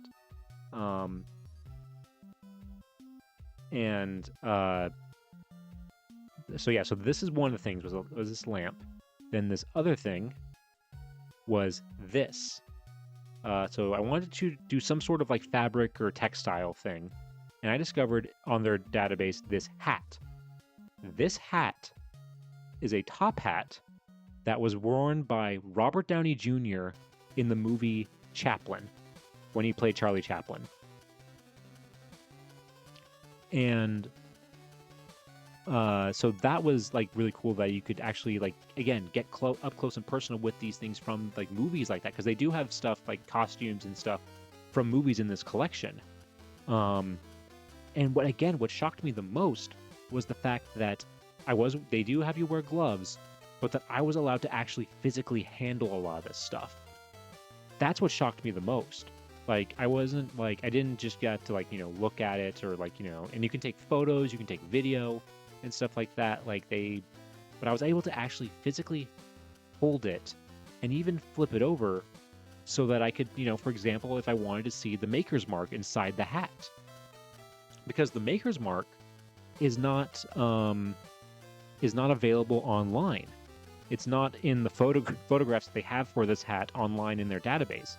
So again, if you were trying to figure out like who made this hat or something like that, you would have to come here in person and see it.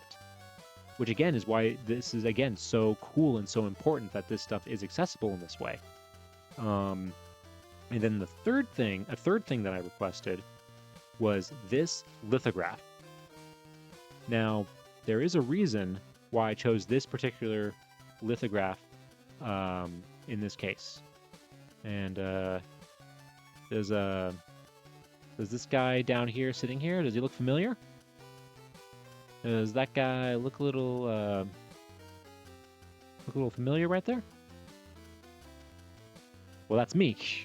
Again, another that is me. I will admit it's not the most flattering image of me. that I've seen. It's like an old political cartoon. And it's that's Samuel Johnson right there, which is the reason why I picked this lithograph in particular, because I wanted to do a paper thing, like some sort of a paper thing when like requesting this stuff. It was housed in this mylar sheet, and I could take it out of the sheet if I wanted to, but I would have to like go and wash my hands again and stuff like, because you had to wash your hands before you came into this space. And when you handle paper material like this, you actually don't wear gloves. You use your natural hands. And so if I wanted to take this out of the mylar sheet, I could, but I would have to go wash my hands again and stuff like that. And I didn't want to bother doing that, so I didn't do that in this case. But again, why this was so important was because on the website, on their database, only the front side of this lithograph is available to view. And so when you come see it in person, you can actually flip it over and look on the back. Now, most of the stuff on the back here are just various what looks like ID numbers and stuff like that used by the museum to keep track of it. But I also noticed in the bottom corner, written on it, was this right here, where it says Johnson. Something again that, obviously I already knew that the person in here was Samuel Johnson, but again, if it was unknown who this person was and I was trying to do research on this like lithograph, I would have no idea, unless I came here in person and saw it like this, I would have no idea that this was on the back of it. But yeah, so there were 2 other things that I requested. And they were larger things, because I wanted to see how they would handle larger artifacts that are in their storage areas. And turns out, instead of bringing the larger objects to you, they bring you to the larger objects. So one of those things that I asked to see was an old 1950s TV, which is this right here, which is actually above one of the display cases in kind of the more public part of this facility. And unfortunately, because it was higher up on the shelf, we couldn't take it down. I had to like zoom in and like get photos of it and everything to see it in person. And when they take you to it, they have somebody, like somebody who works there, guide you and everything like that. And they have a laptop that has all of the information about the object that you requested, and they like read it out to you and everything like that. So they're very helpful and very accommodating with getting you what you need and like what information you're looking for and stuff like that here. So huge shout out to the people who work at this V&A storehouse. They were all super nice, super helpful. Even before I told them that I work at a museum, like just overall very, very professional, very helpful, very great people. And then they also took me to see this. This is a 18th century chair that I wanted to see, just because of I like the design of it, but also because this one also didn't. Oh, yeah, the TV. I should also mention this TV did not have an image, did not have a photograph in the online database. So I had no idea what it looked like before coming and seeing it in person. And this chair did have a photograph. However, it was a black and white photograph from like the 50s. So if you wanted to see if the object had changed at all since that photo was taken, you could come see it in person like this, see if the condition has changed, also see what the colors of it actually were because it was a black and white photograph. So yeah, it was just overall really awesome, really cool experience. This is groundbreaking, honestly, in the museum field, this facility. If you are in London or ever go to London, I highly recommend going here, and I highly recommend checking out the V&A's online database so that you can go on there yourself and check out this stuff, and check out some things that maybe you're interested in, because they have all kinds of stuff from all different time periods available on there. So highly recommend it. And unfortunately, as cool as this is, I don't see many museums adopting this type of strategy because it takes a lot of time and a lot of money and a lot of staff to run an operation like this. Because the people who are helping me, like, that is their only job. Their job is to help researchers and to pull the objects um, for these research appointments and stuff like that, and to help interact with the public and stuff like that. That is their whole job. And majority of most museums do not have the financial ability to do something like this, which again is why most people are going digital, because digital is a lot cheaper in the long run than doing something like this. As cool and amazing as this is, I don't see a lot of museums doing something like this in the future, unfortunately. But hey, maybe I'm wrong. I hope I'm wrong. I would love to see more stuff like this. But yeah, so like I said, this was honestly one of the highlights of the trip for me, was coming here and seeing this facility. I showed these photos and like shared them with like my friends at work and everything, and they're all like they were all like like me, like drooling looking at the photos and like insanely jealous. And now they're like, oh, they all want to go to London now to like go and see this, for themselves. So yeah, so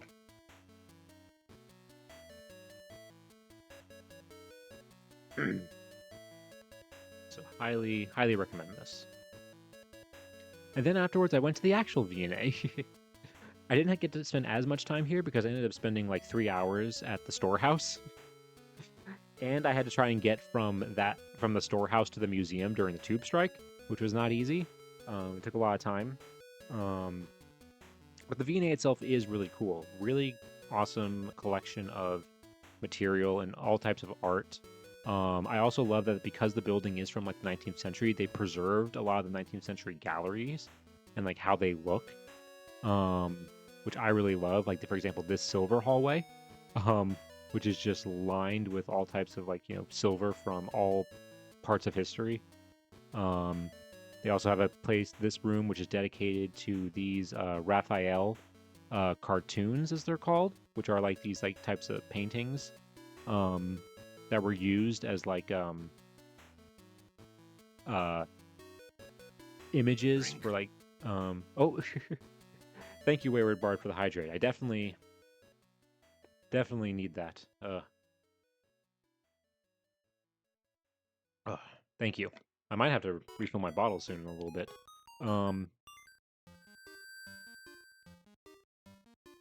All right.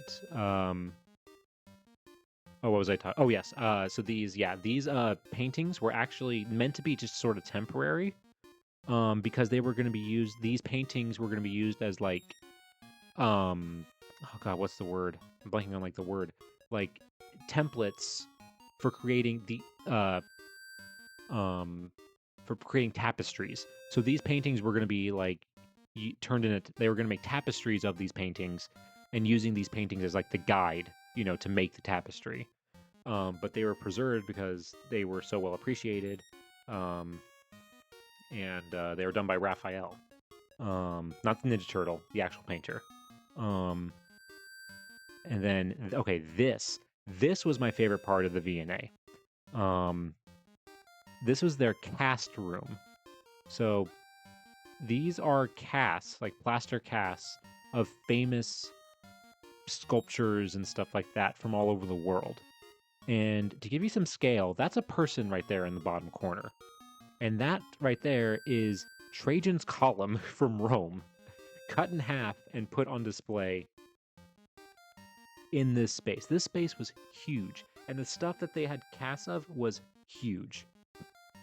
I was so impressed by like just the ability for them to cast some of this stuff back then and how good they look. Like, unless you told me, I wouldn't know that some of them were casts. Like, again, like for example, this entryway to like a church, and again, that's a person for scale right there. Like, these things in here are huge. and you have like examples like, big stuff like, like Michelangelo's like famous stuff like Michelangelo's David. The reason why they did this back in the day was because when the V&A opened in the 19th century, it was seen as like an educational facility for like artists. And back then, the way to show artists other examples of famous works of art was to make casts of them and bring them here rather than you trying to go to all these different galleries all over Europe and try and see them for yourself. So it was like a one-stop shop for studying these art pieces and everything. It was just really, really cool, and something I didn't even know was there before I went there. It was just, like, honestly my favorite thing because it was such a surprise. All right, now part two. We didn't just stay in London. We spent half of our time in London. The other half of our time in the UK was renting a car and driving into the countryside around London. And one of the first places we went to, which obviously is what you think of the most when you think of the English countryside, is a airplane museum. No, this is the Imperial War Museum in Duxton, I believe, just outside of Cambridge. My dad has his pilot's license, and he's really, really into flying in old planes and stuff like that. So this was like his number one place that he wanted to go. Hey, Al, good to see you. Welcome on in. Hold on, I want to give. Hold on, real quick. Let me make sure I do this right.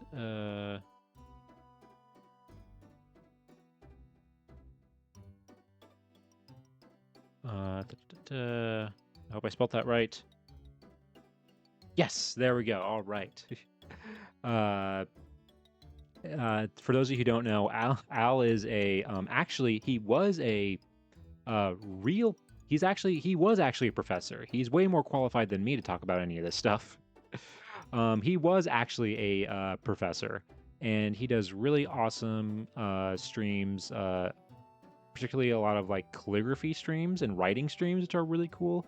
And while he's writing, he talks about like just really cool topics and just really cool stuff that a lot of times, like again, like way deeper than anything I talk on here.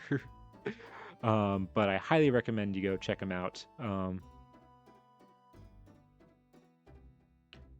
I mean, you didn't work in a museum, but like I'm not a, I you were a professor. You have way more. I mean, if I'm talking about museum stuff, then yes, I guess that's true. But in terms of like history and well, because I think your background was sociology. You said I've heard you say before. So just the stuff that you talk about in that like frame of just talking about like cultures and people and stuff like that, like it's just really you go so much more into depth than I mean I took one anthropology class when I was in college, so just that kind of stuff you do a really awesome job. So highly recommend you go check him out, follow him. Yeah, but anyway, here this is the Imperial War Museum in Duxton outside of Cambridge, where they have all kinds of really cool planes on display. It's mostly World War II stuff. And but they have all kinds of different planes and stuff like that from all different eras, but mostly World War II. A lot of Spitfires, a lot of Hurricanes, stuff like that. So if you're into war history, this is definitely your place to be. I'll admit, like airplane museums and stuff like that, I like them, but like military history personally is like one of my least favorite like aspects of history. Like I personally like especially in terms of like like battle strategy, weaponry, and like planes and tanks and stuff like that. Like that stuff doesn't really interest me that much at all. I'm more interested in what's going on like on the home front or individual stories of like soldiers and stuff like that. That's the stuff that I'm interested in when it comes to military history. But this museum actually does do a good job of not just talking about like the planes and stuff like that. It does talk a lot about the people, like specific people who flew them and like used them and stuff like that in their stories, which was really cool and I definitely appreciated at this museum.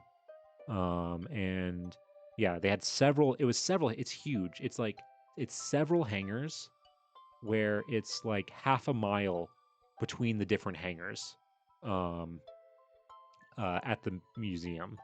I think they had like five hangars. I think 5 or 6 different hangars with stuff. And one of the highlights for me was they had, which you see right here. This is the Concorde uh, plane, and it's not just any Concorde plane. This is actually the test one.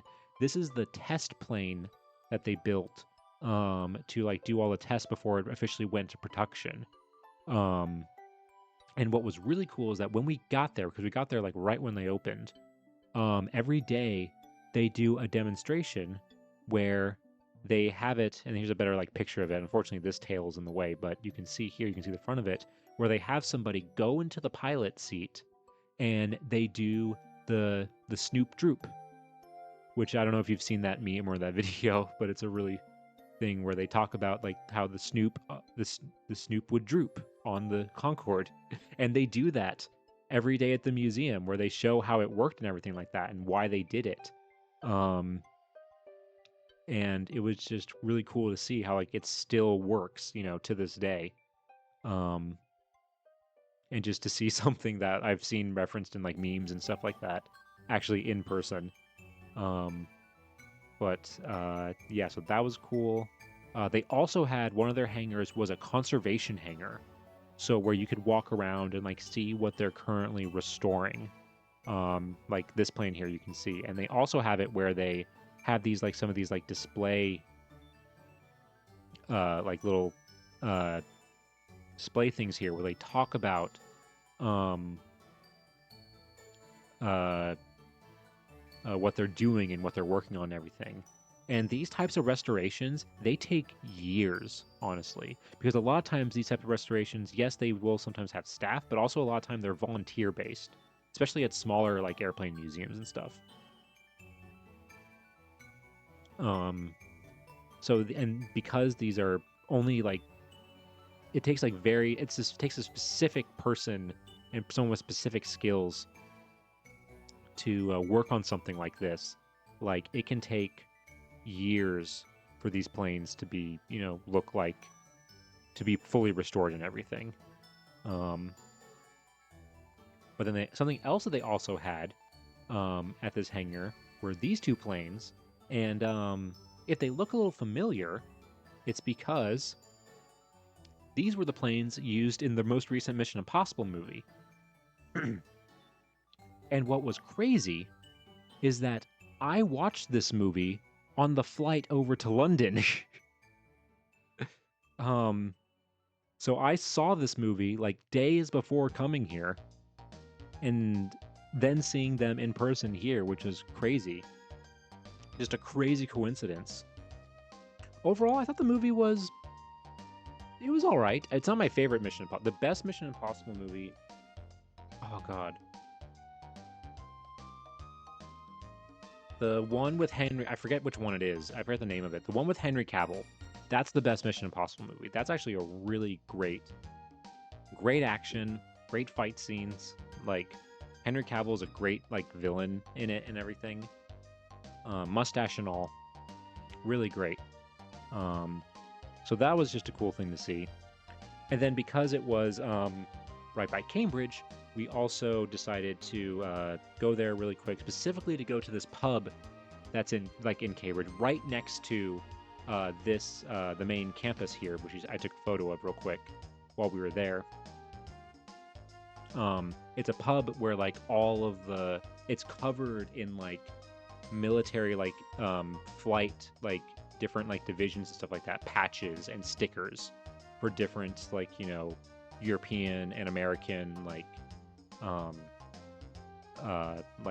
Air Force groups and stuff like that. So it's kind of that's what it's famous for. And my dad wanted to go there again because he's a pilot, so that's what we did. It was really cool, and it happened to be actually in Cambridge proper. So that was cool to see. Um, Now, when we left Cambridge, we then went into one of the main purposes of the trip, which was going to the Cotswolds. We specifically went to three villages while we were there.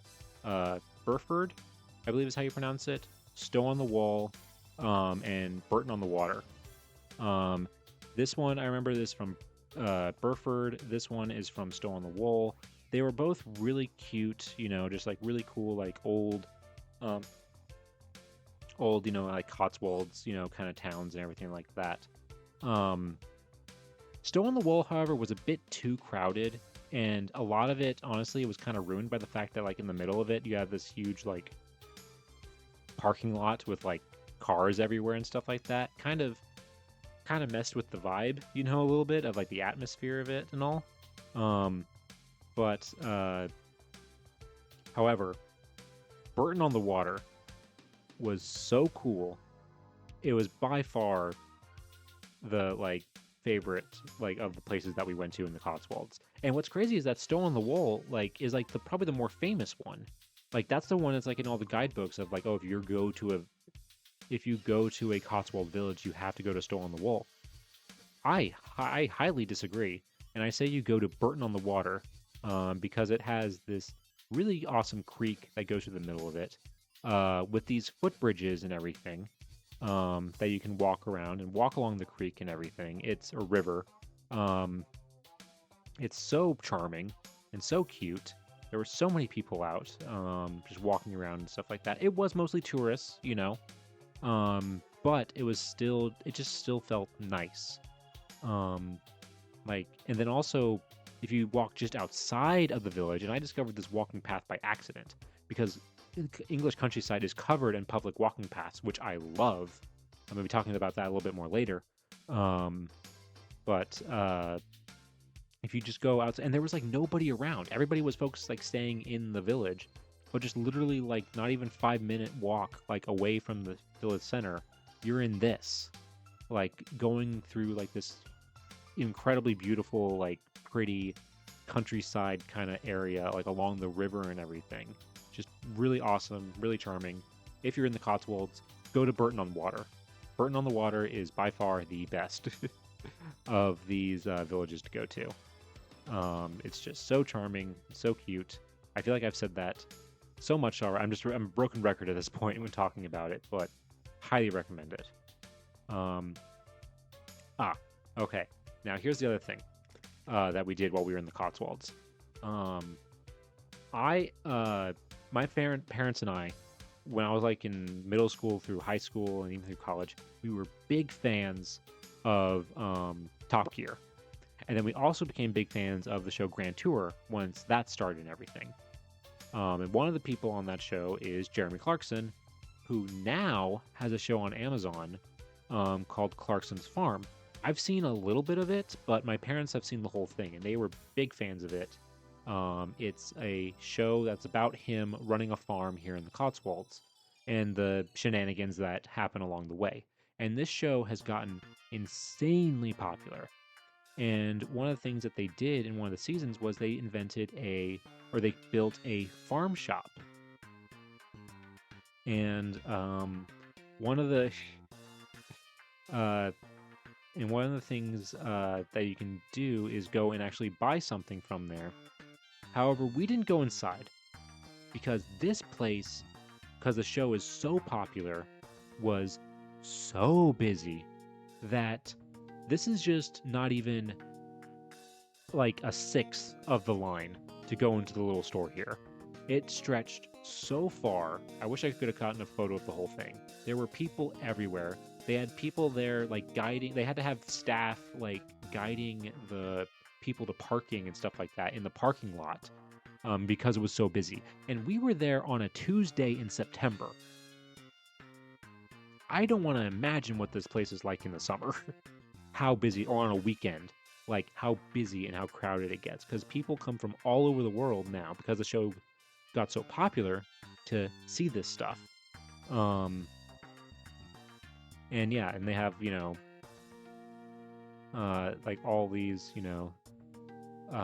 things related to the show and stuff like that. And what they also have is they also opened a restaurant in a different part of the village called the Farmer's Dog.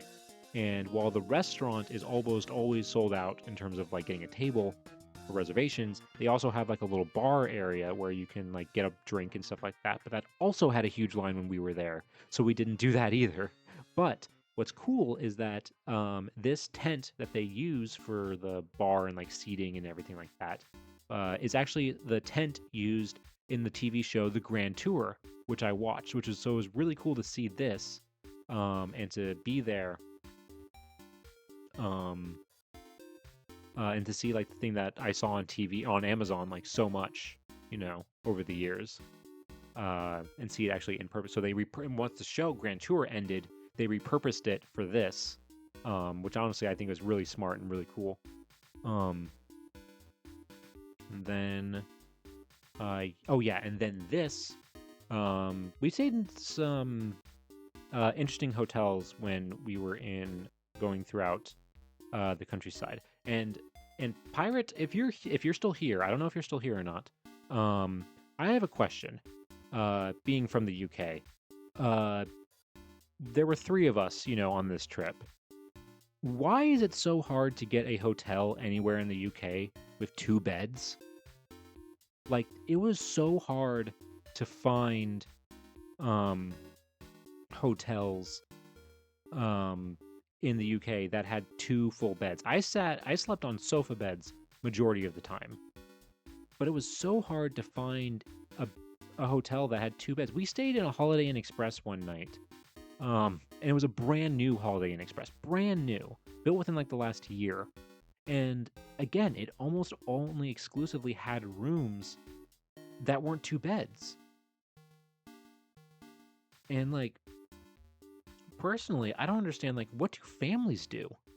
Like, if you're a family that has like kids and stuff like that, what do you do if you go on vacation somewhere in the UK? Because I don't think we had this problem really when we've been to other parts of Europe. And yeah, and it's not like we're just staying in like, tiny towns, with like tiny hotels and stuff like that.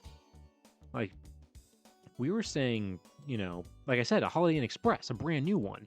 So like, I don't know, that's just something that I don't know where, I don't know what the deal is with that or how that works in the UK, but that was just something that we noticed when we were planning this trip. But one of the places that we did get to stay, which is really cool, was this. This is a castle. This was a castle that has converted into kind of like a B&B kind of thing, and had really cool rooms, with like the castle theme and everything like that. Like this is like that was my bed, the twin bed right there. One of the few times on this trip I did not sleep on a sofa bed. But this was a really cool hotel that had was on a hill that overlooked this beautiful valley and everything. It was so clear that day that we were there that in the distance, that's Birmingham's skyline. I mean, this is me super zoomed in on my phone, but we could see Birmingham from our hotel, which was really cool. Also, it was the site of a battle, like this hill like area from the English Civil War, which was really cool as well. Unfortunately, I didn't have time to like really kind of explore because they have like a trail and stuff where you can like explore the kind of the battlefield area. Unfortunately, I just didn't have time to do it on this trip. Otherwise, I would have absolutely done it. But this place also had a restaurant with it too, and that was really good. Really good restaurant. All right, so next, after we went through the Cotswolds and everything, then we ended up in Bath. And Bath, if you don't know, is a city in England that is famous for its baths, because it is a source of a natural hot spring located in the middle of the city that has been used since the Roman times. And we didn't have much. I didn't have much time to explore Bath itself. Majority of the time we were in Bath, we were using Bath as like a hub to go do other side trips and stuff like that. So I only had like half a day to actually explore Bath itself, like which you can see here, some photos of the cathedral and the river and stuff like that. But the main thing I wanted to see in Bath was this, the Roman baths in Bath. These baths were so cool. I love ancient history and Roman stuff. When I was in undergrad school, I got to take part in an archaeological dig over a summer in Rome, which was really awesome. So I love this stuff. And I love how this has been displayed and preserved and everything like that.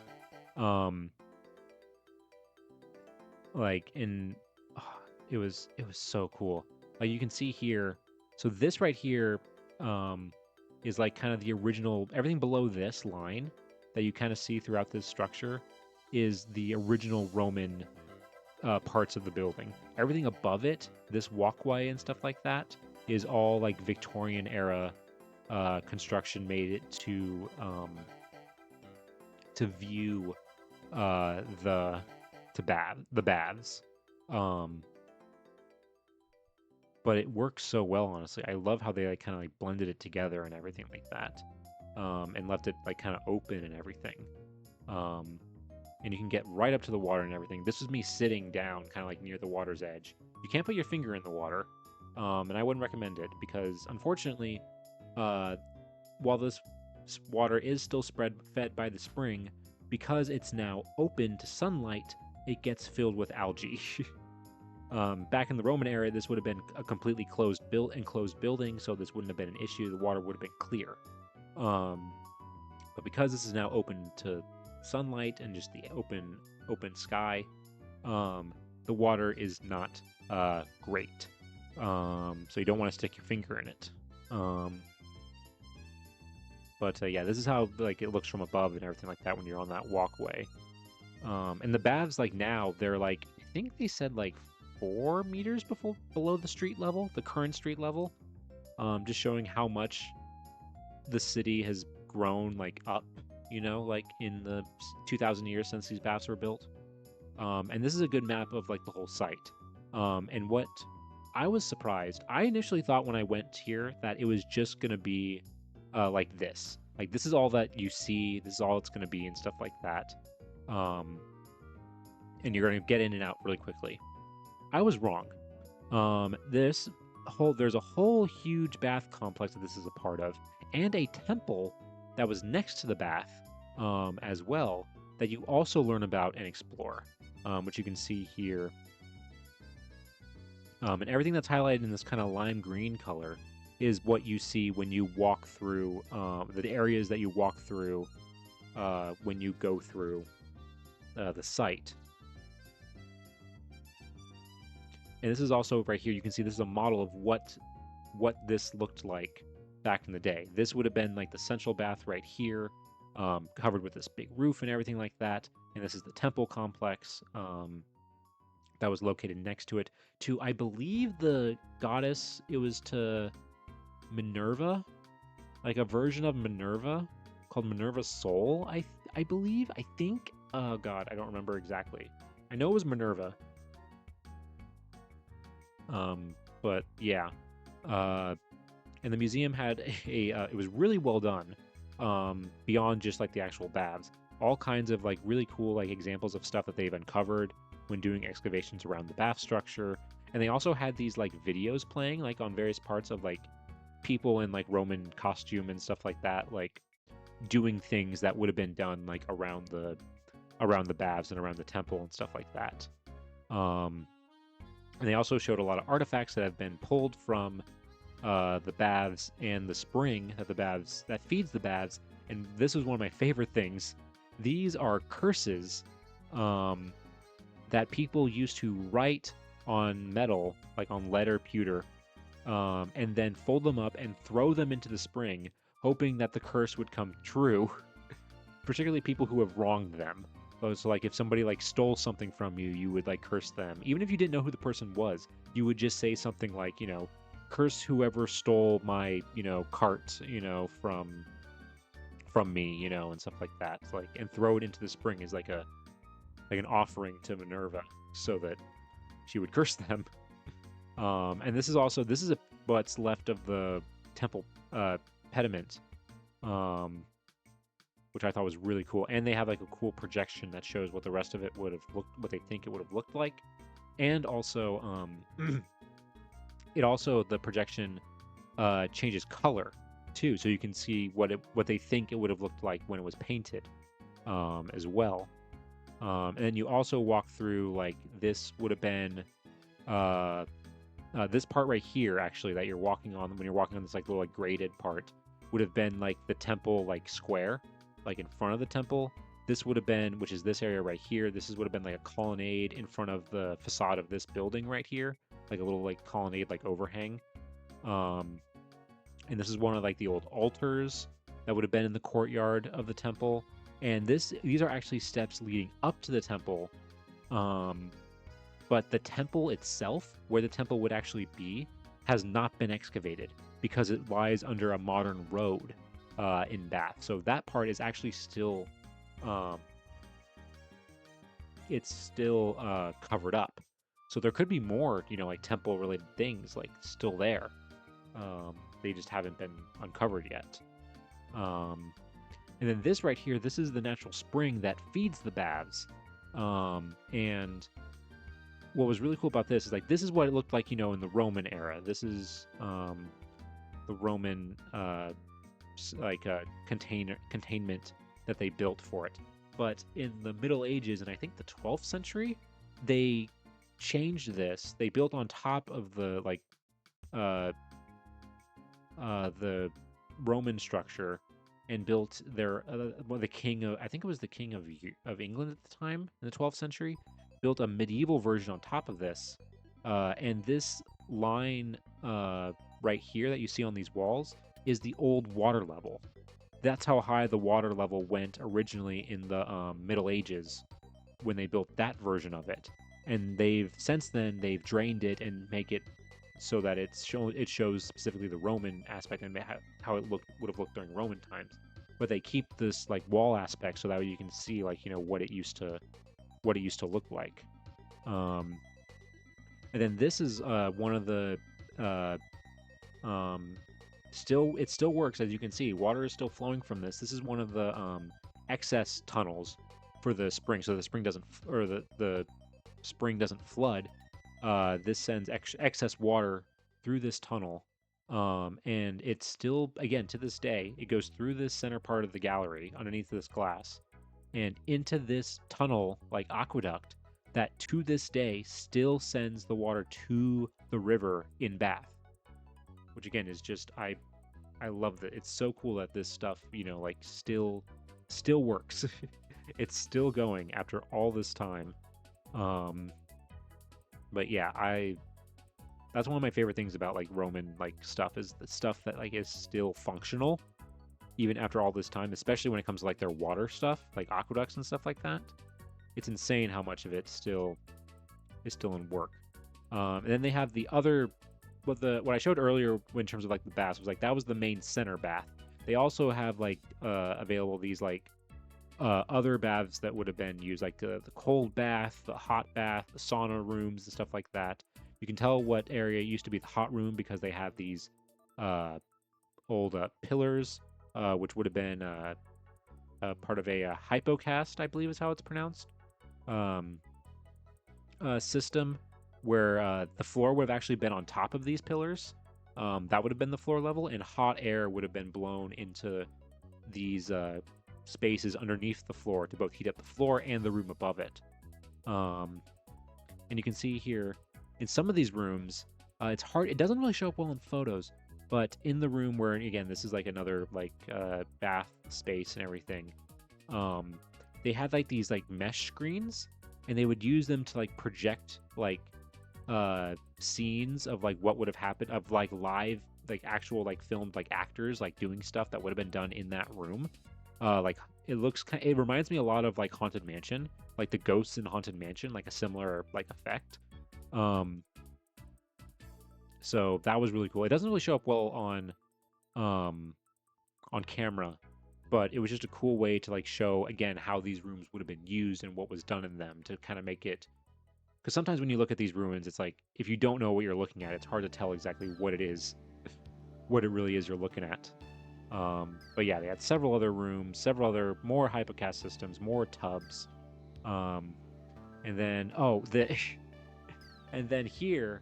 So throughout the galleries, one of the things that they say is that at the end of it, you can taste some of the water from the spring. Um, However, when I was there, it was closed. They closed off the fountain. They didn't say why, So I could not drink. I was so disappointed. I wanted to drink the ancient Roman bathwater. Which, by the way, I'm very disappointed that in the gift shop of this place, they did not sell bottled versions of the, water, which I think they should. I think that'd be easy money right there. And not call it like ancient Roman gladiator bathwater or something like that. That would be so funny. It would fly off the shelves.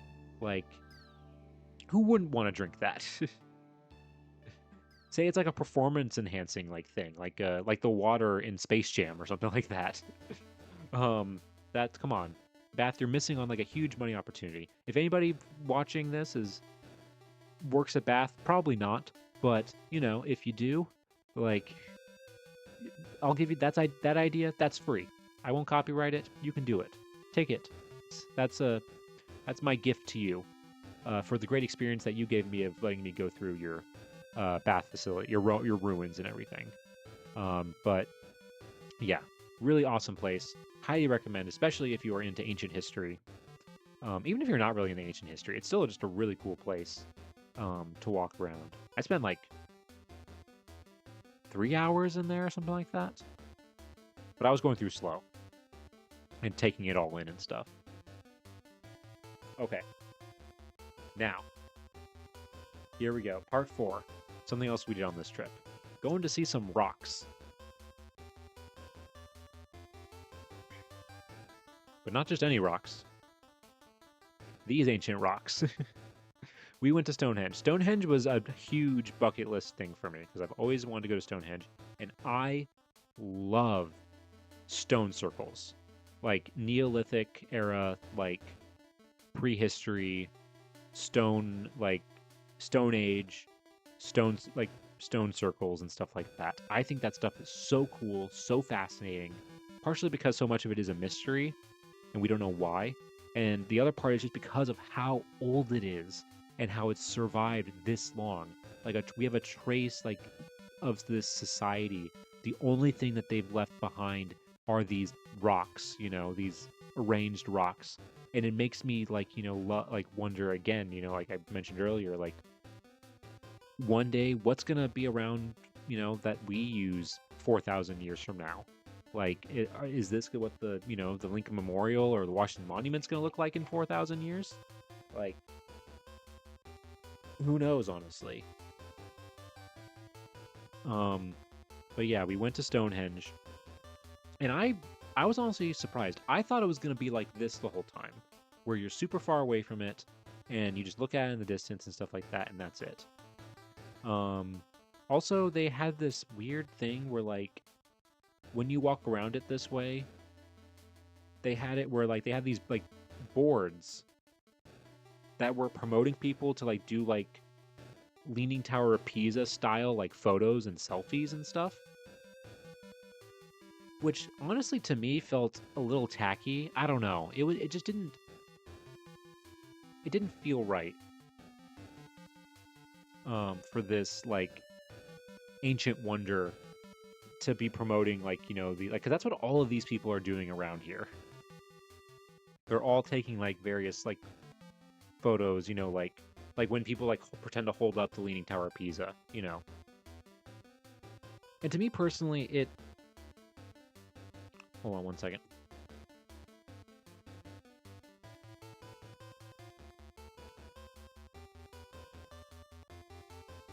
Sorry, I had to cough real quick. I'm okay. Don't worry. Um, the what was I saying? Oh yeah, it just felt like, I don't know, at a place like Stonehenge, which I feel like is impressive on its own. I know some people go to these places and they think, oh, it's just a bunch of stacked rocks. It's like, you should, instead of trying to do the photo thing, and I get why they do it. It gets people to post stuff on social media. It gets more engagement. It gets, more promotion and stuff like that. But I don't know. I feel like instead of like just talk, like instead of doing like the tacky selfie thing, just have more information boards talking about like just the how this thing is like a huge feat for human engineering, especially at the time when it was built. It Anyway, sorry, that's just my little rant about Stonehenge. But I was also surprised that you do get a little bit like closer. You can see here that they have like a little like ditch that goes around it. And you were actually able to get decently close to it. Also, some of these stones are way bigger than I was initially picturing in person. Like, I mean, you can see the birds for like scale right there. Like, these are huge, huge blocks. Like really, really huge blocks. And it really, again, like just makes it feel. It just makes me like appreciate it so much more, seeing how much like how big it actually is. And just like how they were able to do this back 4,500 years ago. And like as like, and they were able to also line it up, with like not only were they able to build this, they were also able to line it up with the like astrology, like astrological like calendar and stuff like that, and line it up with like the solstice and things like that. Also, again, is a crazy feat of engineering as well. And also surrounding Stonehenge, I didn't take this photo just for the crow that was right there.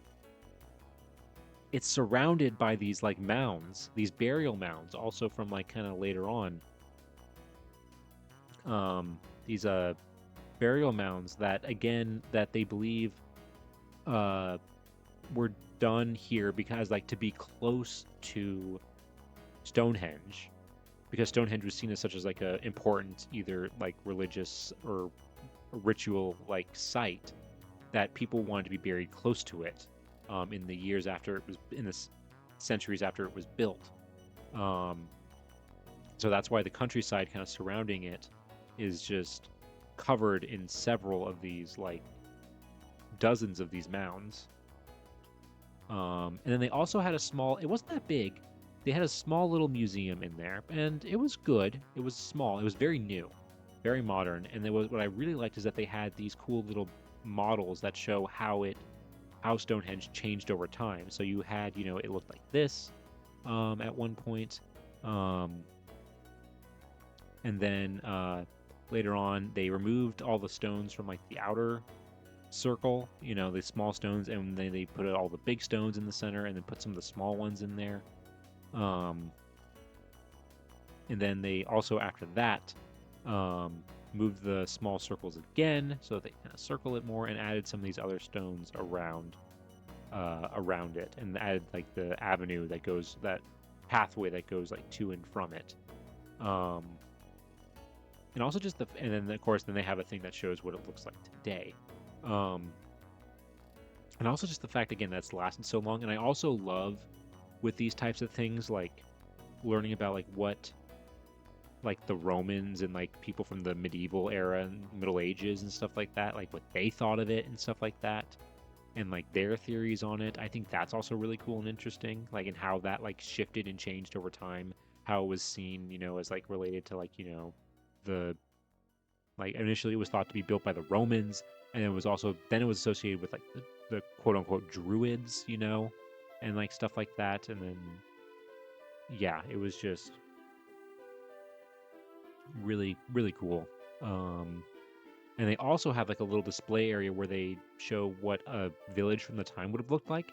And they have this, which is currently how they think these stones would have been moved back then. They would have been strapped to these wooden like sleds, and then those sleds would have been rolled on these logs that would have been pulled by people or oxen um, at the time um, from the surrounding area where they mine um, where they would have mined this stone from, which also again is very impressive and shows just how much effort they put into building Stonehenge and just how much they clearly like how important it was to them because they put so much effort into like building it and constructing it. Like this whole society, all these because it would have had to have needed like hundreds of people to work on it to build it. Um yeah, like just that in itself I think is really cool and interesting. Okay, yeah. Now this. Now while Stonehenge was cool, I really liked Stonehenge. Other than the V&A storehouse, this was the highlight of my trip. This is not a photo that I took. I don't own a helicopter or a drone. This is Avebury. And Avebury is the largest stone circle in Europe. It's so big that a village is inside of it. And it's still to this day, despite all this construction that's gone on in the center of it, parts of it still like are. I mean, the circle itself is still easily defined with like the ditch and everything, and many of the stones are still there. Um, this is a map that I bought at the gift shop because I'm an archaeology nerd and I wanted to buy an archaeology map that shows a bit of like what they believe it would have looked like at the time. And it also overlays it with like the modern roads, and you can see the modern buildings kind of outlined in these parts here. You can see all of these stones. So the darker ones are the stones that are still there, and these kind of blue ones are where they believe the other stones were located based on like archaeological evidence.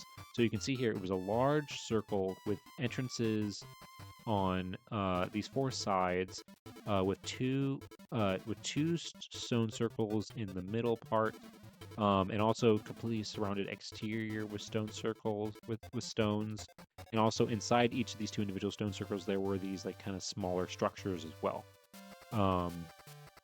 They don't know again, like Stonehenge, we don't know exactly what this was used for, and unfortunately, not enough of this structure survives to determine whether or not it was part of a lined up like with the solstice like Stonehenge was, that it has some sort of astronomy or like quality to it. Not enough of it has survived to do that. They don't think it was because of how the rocks would have been spaced out and everything. But we don't know. And that's, again, another thing I like about this stuff is the fact that we don't know and there is mystery to it. You know, we don't have all the answers. That's why, again, why I do love this stuff and think it's so interesting and fascinating. But yeah, so these are the stones, some of the stones that are left. And you can see this, like, you know, kind of berm and the ditch behind it. And these circles that kind of go all around that go around the outer or the edge of the main circle. And what's cool about this place compared to Stonehenge is that you can get right up to these stones. You can touch the stones. You can really get a sense of like, you know, scale and stuff like that with this. And again, yeah, here's again more of the stones, and then you can see this ditch that was also built and this embankment up here. Right now the ditch is about 3 meters deep, I believe, but when they did archaeological digs at the site, they discovered that originally the ditch was about 9 meters deep. That's 27 feet. It's just that over time it's been like eroded and like filled in, so just naturally over time. And that just shows again how huge and how big, how much of an undertaking this would have been to move that much dirt with just, you know, bone antler like picks and, you know, and your bare hands. Because that's what they found like buried in archaeologically. That's what they found buried inside like the the berm here is like, these old like, like antler, like deer antler, like picks and like spades and stuff that they would have used to dig out the dirt. Um, and this site, they believe, was made 4,500 years ago, 4,500 years ago. It's a little bit older, I think, than Stonehenge, but about the same time, roughly contemporaries. That's the same time that they were building the pyramids of Giza. They were doing this.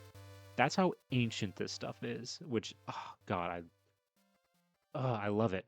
I love how old this is, and just the mystery behind it, and just wondering why and how they did it. Like, it's so cool. And again, like I said, it's way more accessible than Stonehenge. You can walk all around it, walk on like the berm and like look down into this ditch and everything that I already talked about. And you can see here how like the modern road, like cuts through like the current circle and everything. Like these buildings are inside the circle. That's how big this is. And some of these stones are bigger than the ones at Stonehenge. It's honestly incredible. That's me for scale. I'm 6'2". I'm 6 feet 2 inches. And these stones dwarfed me. This isn't even the biggest one. Like, these ones here were bigger than that. And it's incredible to think that they moved and erected these stones, with what they had available to them and whatever it was, whatever the purpose was, it had to have been super important to them because it took a lot of effort and a lot of time to do it. Oh God, yeah, I loved Avebury. It was so cool. And then also like Stonehenge, Avebury is also surrounded by other Neolithic sites, particularly this one, which is a burial barrow, a long barrow, which held burials, and it's one that's been excavated and has been like preserved in a way that you can actually go inside it. Most of these like aren't accessible at all anymore. But you can see they kind of like Avebury, like they use similar stones to like block the entrance for it and everything. And this barrow is actually older than Avebury, like almost like was it like 1,000 years older than Avebury? Like, again, that just shows how old. And like I said, yeah, you could go inside this one, which was really cool. Unfortunately, I don't have any pictures of it inside because it was pitch black in there, and photos wouldn't have turned out well. But yeah, you could actually go inside, like, and actually go into the burial chambers where they found burials still and everything when they excavated it, I think in the 50s. Yeah, so this kind of talks about it a little bit. Yeah, it was built in about like 3,700 BCE, according to this. So yeah, it's older than... It's older. It's almost 1,000 years old, over 1,000 years older than Avebury, according to this timeline up here. Like, and you can see here, this is kind of the layout of like, what the burial chamber looks like with all the burial chambers and everything. And this is what it looked like, what they believe it would have looked like while they were constructing it. And you could also climb to the top of it, and you can see how it's like long and narrow, But what was also cool is that from there, you could also look around and you could see other Neolithic sites from it, particularly this hill. This hill is not a natural hill. That's a man-made hill, and it's huge. Again, just showing the like amount of time and effort they took to build these sites. Like, that is a huge undertaking. And it's incredible that it's still, there, and there are still signs of, this culture to this day, 5,000 years later.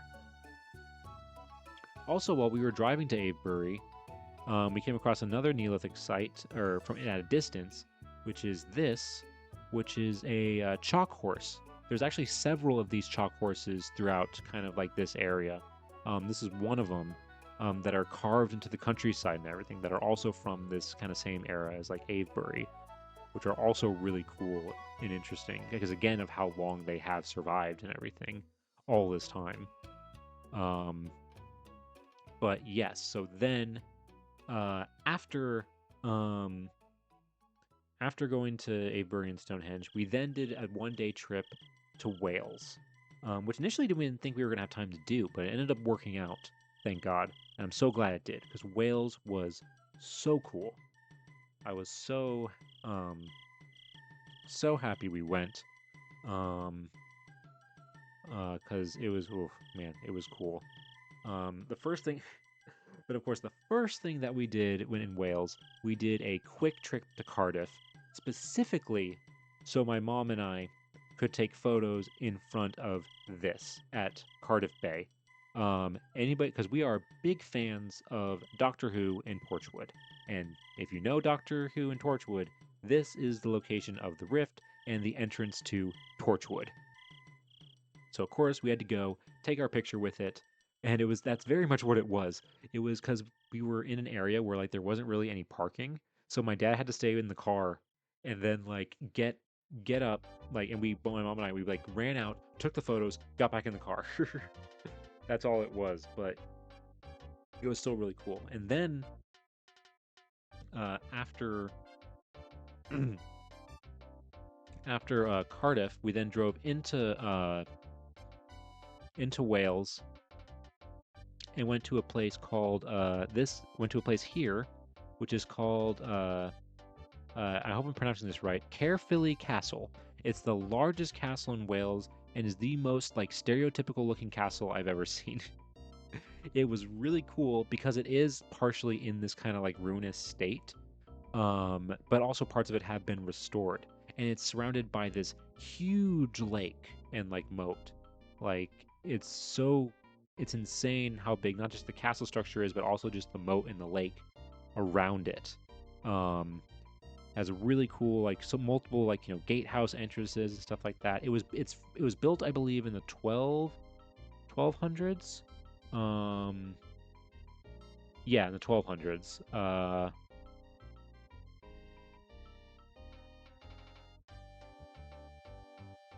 But it would only. But by the time by the 15th century, it started to fall into decline.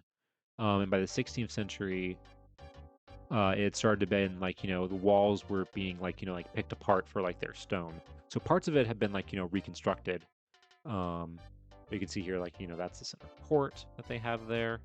Um, and also have like a lot of these cool like narrow, like like uh, like mildewy kind of like humid like moist like passageways and stuff like that. And I love these kind of like these underground kind of like like spaces and stuff like that.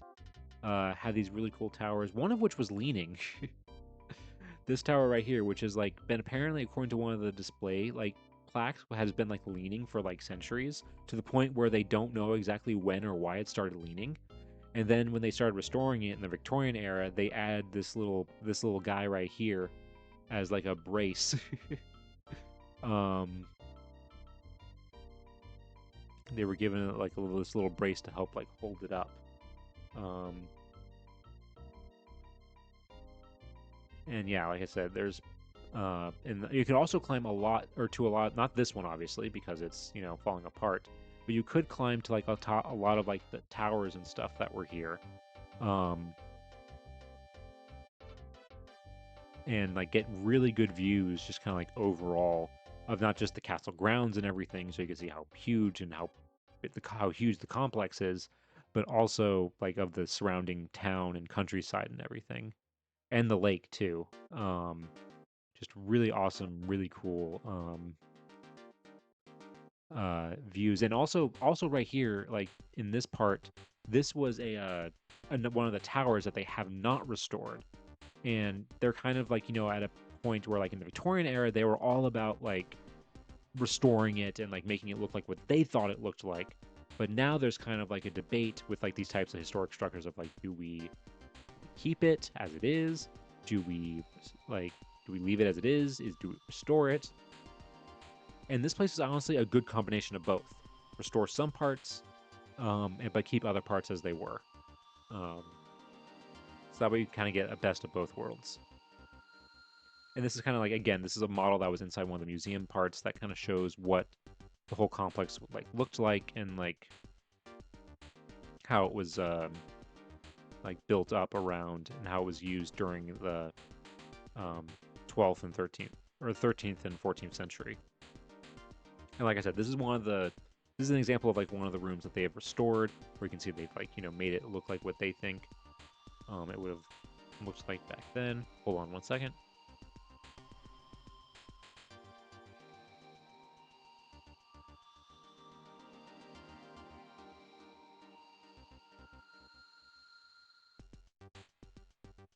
Sorry, you're not gonna. I'm not letting you listen to my costs for free. Gotta pay for that. Um, but yeah, so they had some of these restored rooms.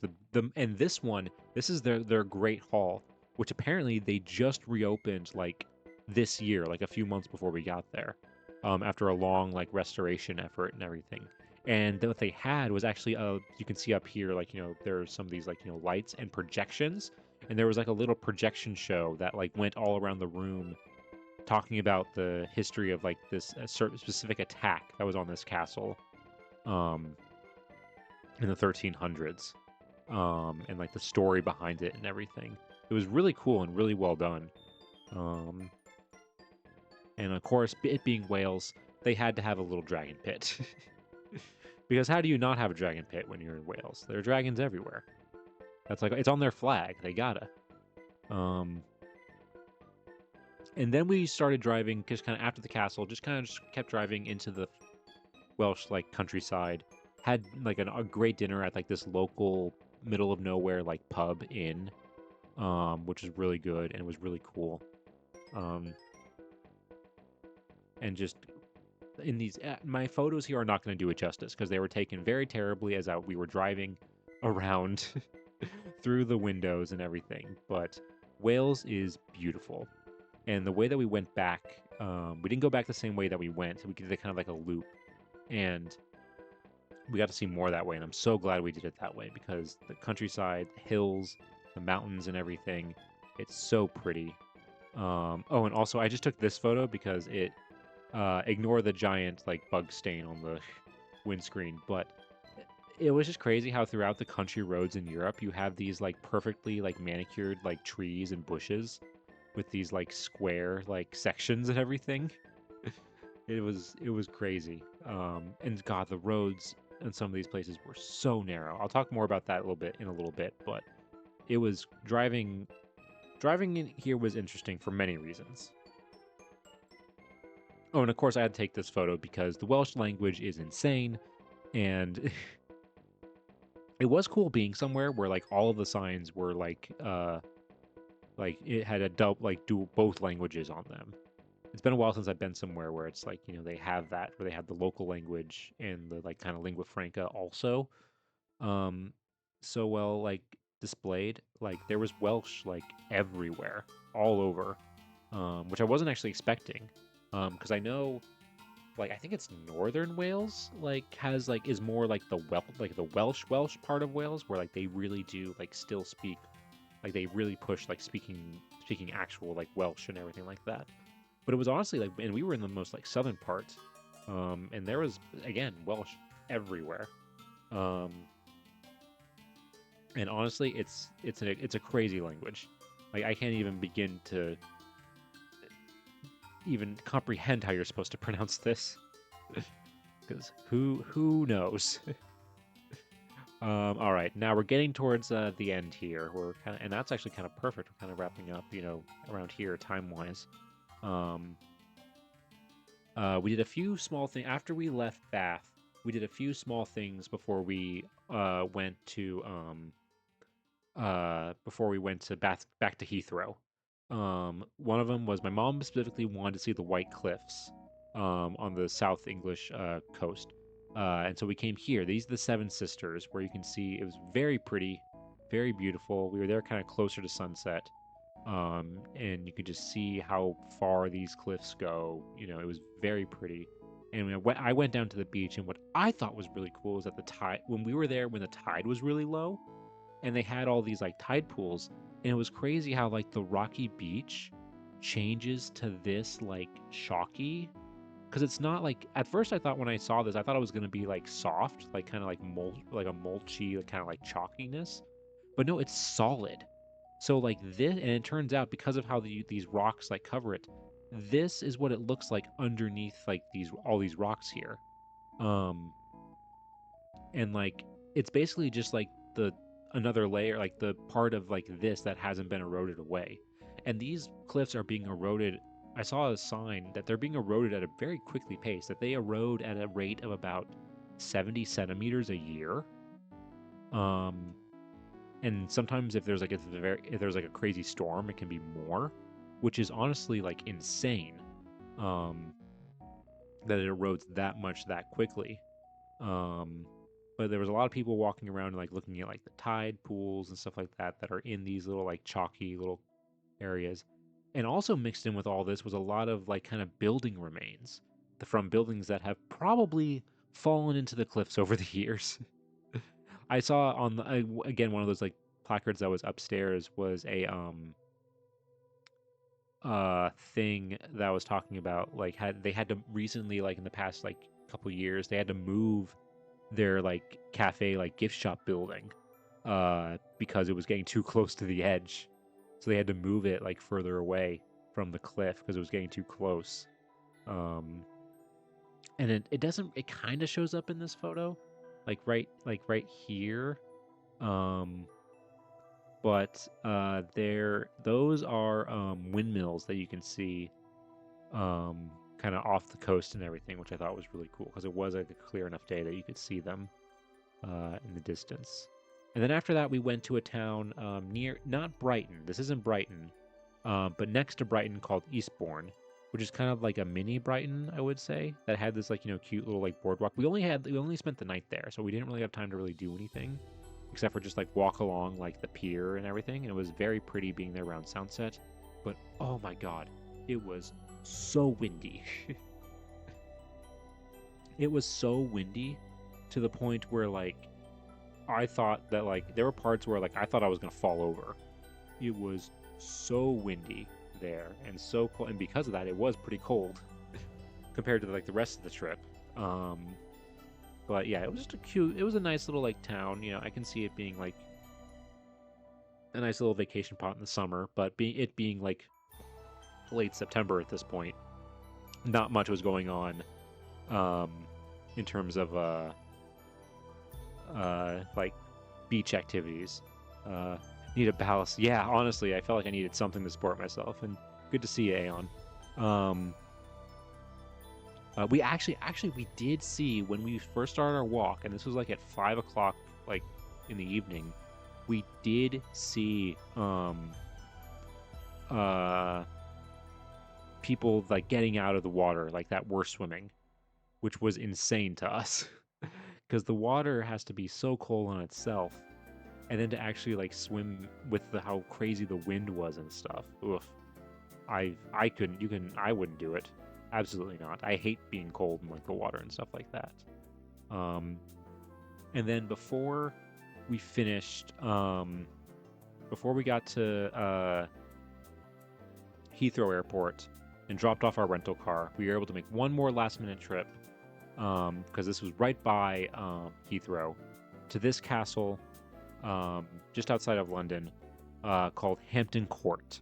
It's a royal palace that was used by the English kings and queens, mostly from like the 15th century, or no, 16th century onward. And it's a really cool like brick design like castle. And I had actually been to this castle before. This was my second time here. First time for my parents, and I wanted to show it to them. But unfortunately, I couldn't show them everything that I saw the first time I was there because a portion of the castle looked like this. They're doing renovation work, unfortunately, so we didn't get to see everything like I wish we could have. But it was still really cool. We still got to see some really cool stuff. Oh, and this was something, this made the museum employee in me very happy. This was a cool display that, and I've seen similar things like this in other museums. So this is a unique one, where they try to demonstrate why it's important not to touch stuff. One of the ways that they do that is that they have like a material. In this case, they have a piece of like textile here. They cover part of it with plexiglass, which is this part here, and leave one part exposed so that people can touch it, to show how important it is that like you don't like touch it. As you can see here, this part of the fabric is almost completely destroyed, and this part, looks fine. But what was cool about this one is that it had a touch counter. So this piece of fabric has been touched 410,000 times. So every time you touch it, there's like a sensor on this like thing that like makes the number go up. So again, this is the museum guy in me coming out. This is why you don't touch stuff in museums. Please listen to the signs that say "Do not touch." We don't want your nasty hands touching stuff, because no matter how much time you wash your hands are still gross. They're still covered in oils that are damaging to objects. So please, do not touch. Yeah, and that's, I guess, just like a close-up view. I forgot to put that in this presentation. But one of the reasons why this castle is famous is because it was the home of good old King Henry VIII and all 6 of his wives. They have a huge section of it that kind of talks about that, particularly in this area, because this is the part of the castle that looks like it did when Henry VIII was still there, from like the 1500s, specifically this great hall, which was really cool. And I really love the ceiling that they have in here, which is really cool. And when I was here, the last time I was here, it was like 10 years ago. And when I was there before, because I didn't see it when I was there this time, and I was really disappointed because it was something that was really cool. They had a little display in this room talking about how in the, I think, late 18 or early 1900s, they were doing restoration work on this ceiling. And so they went up into the rafters here and stuff like that. And in the rafters up here, they found, wedged into the ceiling, an old, like, kid's ball from the 16 or 1500s that probably at some point, like 300 years before, had gotten lobbed up there and gotten stuck in the rafters, showing that, some things never change. Kids always lose stuff, lose their toys in places that, are impossible to reach. But yeah, and we also got to see, while you're there, you get to see his chapel and some of his other rooms and stuff like that. But not all of the castle looks like it did when Henry VIII was there. Some of it looks like has been renovated throughout the years. So they had different sections where it was based on different years. This is how it looked in, hold on, let me check here. This is how it looked in like the late 1600s. And there's this one room here that's really cool because these are all weapons. These are all like swords and guns and stuff like that. It's really, really cool. The photos don't do it justice. It's hard to get like good photos of like what this looked like. And they had really cool like hallways. Oh, and this is crazy. So if you were here earlier in the stream, I also went on this trip to the Victorian Albert Museum, and one of the things that they have on display at the Victorian Albert Museum are what are called the Raphael cartoons, which are paintings made by Raphael. These are copies of those paintings that are on display here at this castle. The originals, which are here, this is the photo that I took earlier in this trip from going to the Victorian Albert Museum. These are the originals.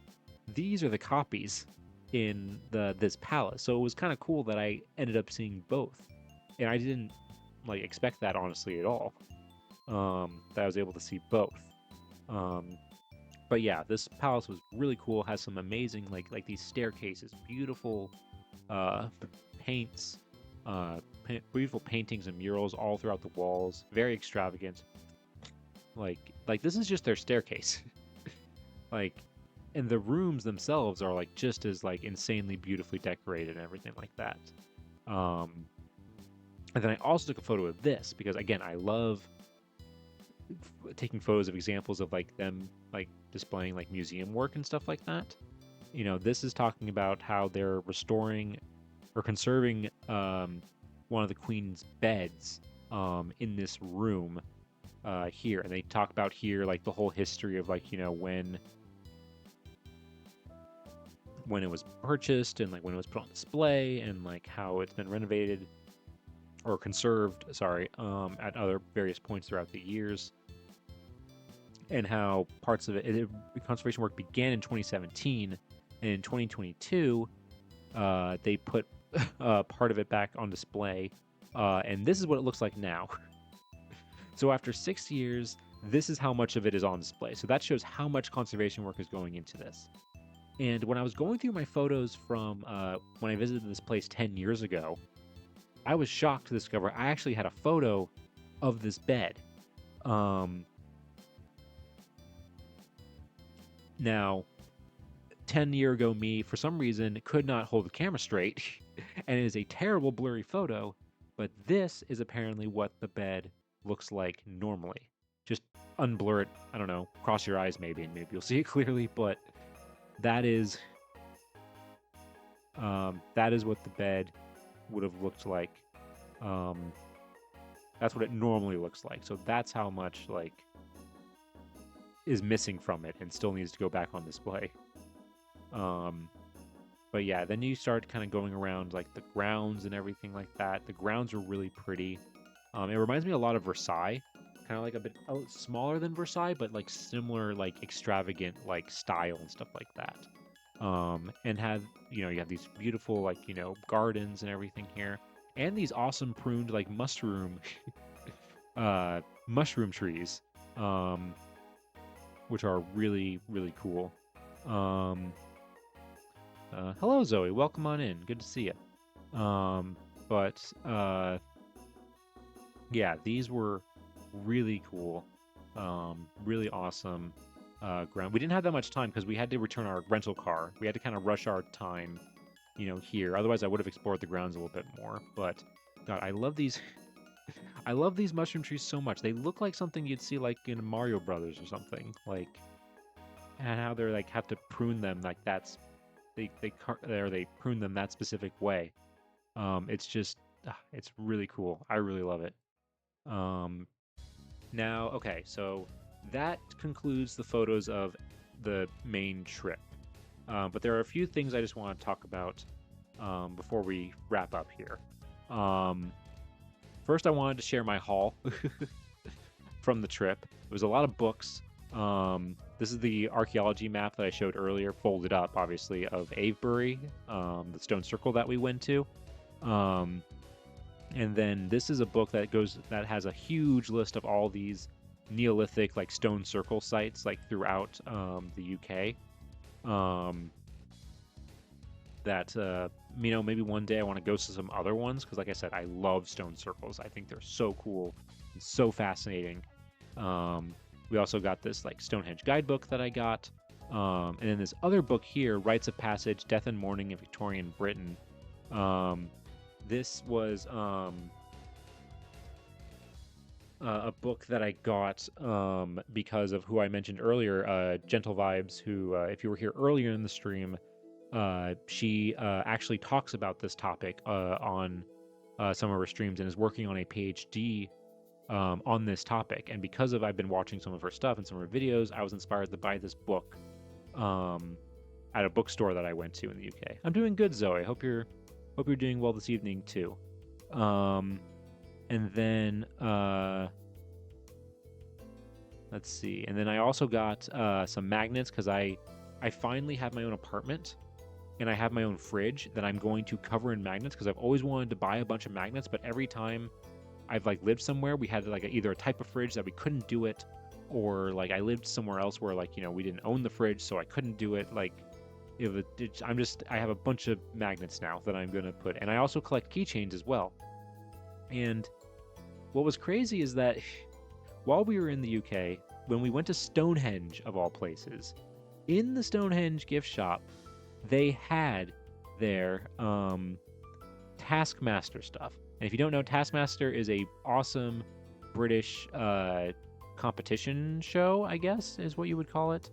It's way too hard to explain, but all of the episodes from this show are available on YouTube. So I highly recommend you go Google and watch Taskmaster. It's a hilarious show. It's so funny. But they had this magnet that I got, and this book talking about, because it's their 10-year anniversary this year, and they made this wrote this book. The creators of the show wrote this book about like how they've done it and like everything that's gone into the show and everything, um, which I plan on reading. And also while we were in the UK, we just happened to be there when they were premiering a new season of the show on British television. So we got to watch a Taskmaster, a British show, while we were in the UK, which was awesome. I really love that. But yeah, if you haven't watched Taskmaster, highly recommend it. Would highly, highly recommend. All right. And then just a few things that I noticed in terms of like culturally, because this is what I do when I go to other places. Like I love to compare and contrast, like, and I go like anthropology mode and just like try to understand like, like the cultural differences and stuff like that. Not in like a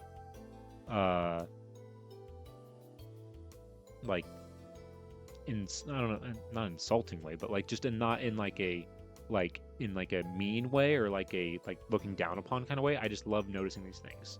One of the first things I notice is that in the countryside there are public paths and trails everywhere, and I love that. I love that in Europe that's way more common, and that they go from like village to village and stuff like that, and that even though they're on private, like in some places they're on private property, you can still use them. Whereas in the US that never happens. The only place you see mostly like trails and stuff like that is on like either along rivers that are like public or in like national like or state like owned like forests and parks and stuff like that. I just love how much like how open everything is and how you can go everywhere so easily, and all these paths through like the countryside to all these villages. Honestly, the reason why I think I love it so much is that it reminds me of a video game. How like you can travel from like village to village. Like it reminds me of like an open world like video game. Yeah. And then the other thing I noticed, England was very dog friendly, especially in the countryside, in like the Cotswolds and stuff like that. Dogs were allowed everywhere. Where I feel like in the US, we're very strict on like where dogs can and can't go. And like, a lot of it is like, oh, only service animals and stuff like that are allowed in places. In the Cotswolds especially, dogs were allowed everywhere. Restaurants, pubs, stores, everywhere. And it didn't matter if they were like service dogs or not, just people's regular everyday dog, which I have no problem with. I love dogs. I love animals. So yeah, that was just something I noticed.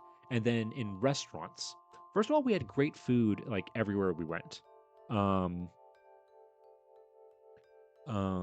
Like that, I know there's the stereotype of like, oh, English food is like terrible, or like, it's all bad. We had great food like the entire time we were there. Like we went to a lot of pubs. I will admit I was kind of a little sick of pub food by the end of it, but overall we had great meals and stuff like that while we were there. I think that stereotype is finally going away. Not gonna lie, I would have assumed the English would be less dog friendly, just from the logic of Americans love dogs so. Yeah, honestly, I kind of thought the same thing too. And it was not like that so much in London. I will say that. In London, it wasn't as dog friendly, I noticed. There were still dogs around and stuff like that, but this was mostly in like the countryside and like the Cotswolds, and in like Bath, and in other like villages and stuff like that, like more like smaller towns. Yeah, like I remember we went to a couple antique stores in the Cotswolds, and like people would just bring their dogs into the antique stores, which I feel like would never happen in like most places in America. Um, but yeah, also in restaurants, there were some places that we noticed that on the menu, instead of saying chips, they said fries. And that was immediately a sign to us that we were in a touristy place. If it says fries on the menu, you are in either in a touristy area or in a touristy restaurant. But again, even if the restaurant like technically was touristy because it says fries on the menus, the food was still good. Like it wasn't like the food was like less quality or anything like that. It wasn't like bad touristy in that sense. Like we still went to good like reviewed places and stuff like that. And I know this next one isn't just a UK thing. I've seen this all throughout Europe, and I love it so much. And we're finally starting. I'm noticing it is starting to become more popular in America. They bring the card reader to you when you pay with credit card. Um, like it, I love that so much. It's so much more convenient. Also, the fact that like when you want to leave, you have to ask for the bill. Um, Whereas like in America, they give you the bill like just whenever they think you're done or like when they want you to leave. But I love that there's no rush and you can just like relax more and chill at like restaurants and stuff like that. There's less sense of urgency or like, oh, we have to go because they want to turn tables at the restaurant. Um, yeah, it was just uh, it's just stuff like that that I love about like England and Europe and stuff like that, where it's just way more chill, way more relaxed and stuff like that. Um, oh, and also in restaurants, I forgot to mention the first one. They ask when everywhere we went, the waiter after they would take our order, they would ask us if we had any like food allergies or like dietary restrictions. Like, whereas in the U.S. it's more on the person to like on the person who has the allergy to tell the staff that you have the allergy. And I just think that was an interesting like cultural difference where it's like in America it's more focused on the individual telling the company or the business the problem, whereas in Europe in England it's the business looking out for the individual, you know. Like they're taking the initiative to like make sure everything's okay, which I thought was an interesting difference within the hotels or in the restaurants there as well. Um, I think that was everything in terms of restaurants. Yeah. Um, and then driving. Driving was driving in the UK was interesting. Not so much because they drive on the left side. That actually, honestly, after like a day, you get so used to it. And while we were driving, I'll admit, my dad did the majority of the driving. My dad loves driving. I don't like driving that much. It's like a stressful thing for me. I do it because I have to. But he actually enjoys driving. So he did like 90% of the driving while we were going around the UK. Um, but a few things that I noticed that I was surprised by. First of all, I didn't know in the UK, all of the like signs for like distances are in miles, and the speed limit is in miles per hour. Which I'm a little annoyed by because what about all those jokes where they're like, America, like the American, like, that video that honestly I really love the what the fuck is a kilometer like meme. Apparently that applies in the UK because they use miles and miles per hour for their roads and stuff like that. Um, and speaking of miles per hour, speed limits were all over the place. Like in terms of like you would go suddenly from like 60 miles per hour to 40 miles per hour in such a short distance, and like it would be immediately as soon as you like entered like a village area and stuff like that, because majority of the highways go through villages. They have some motorways that are like comparable to like our interstates, like go like around like most villages and stuff like that, but like most of the highways, because the roads are so old, go through the actual village. And so when you go through the actual village, you have to slow down so much. So that's why it takes a lot longer also in England, I think, to go from place to place. Um yeah, and so because of that, you'll have a lot of speed limits where it's like suddenly it's 60 miles an hour and then like it'll be like 30 like immediately, and they have speed cameras everywhere. They are very strict there, and I knew this before going to the UK, that they were very strict with speeding and speed cameras. Like people actually treat it as a speed limit. You can't do like the US thing where you can go like 10, everybody's going 10 miles an hour over the speed limit. Some people were doing that, but it was way less common than comparable here in the US. Also, when we were driving in the countryside, the roads were so narrow. Like I have not seen.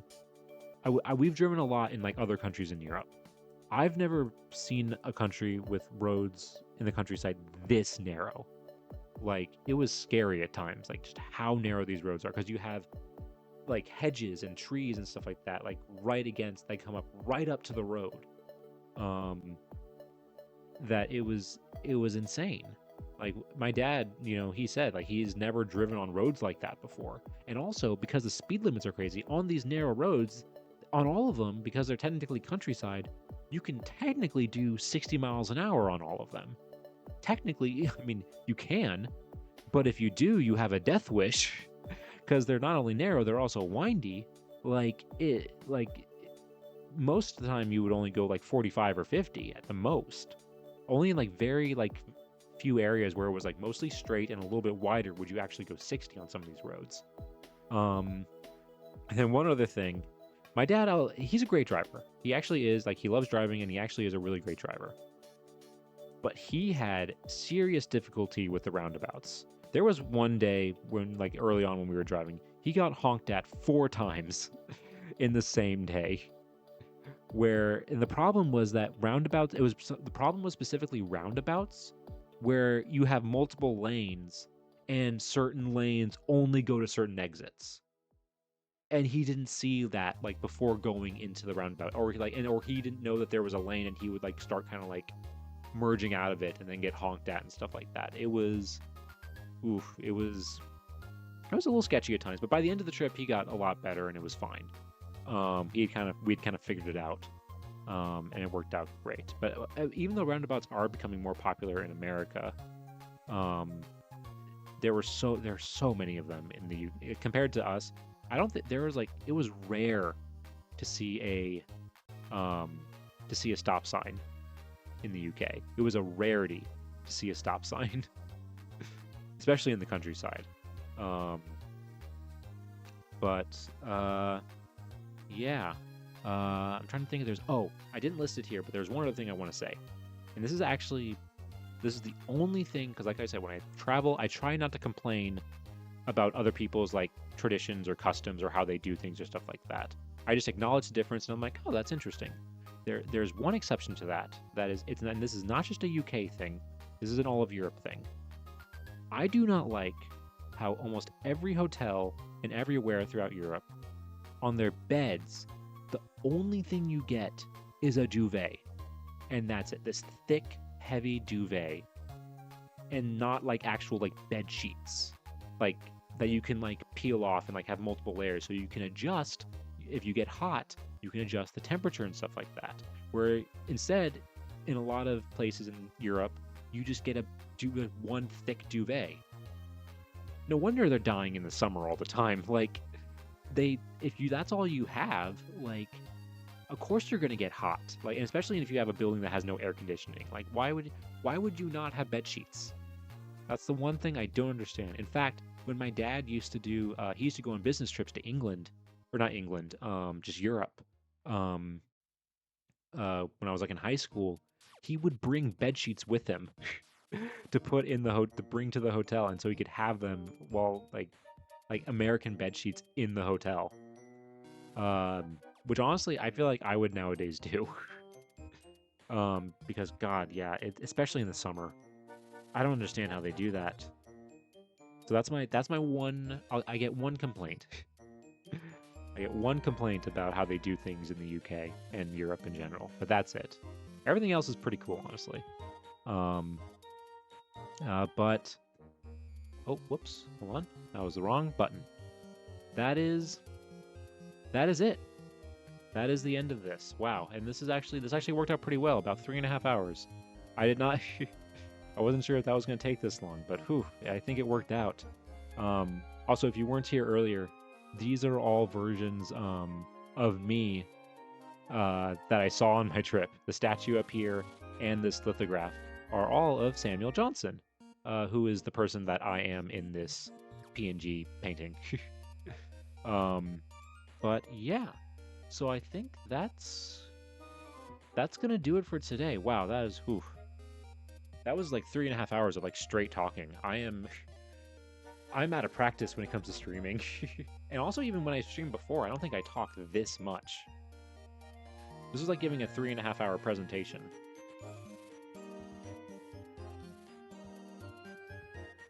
I have a feeling I'm probably going to lose my voice tomorrow.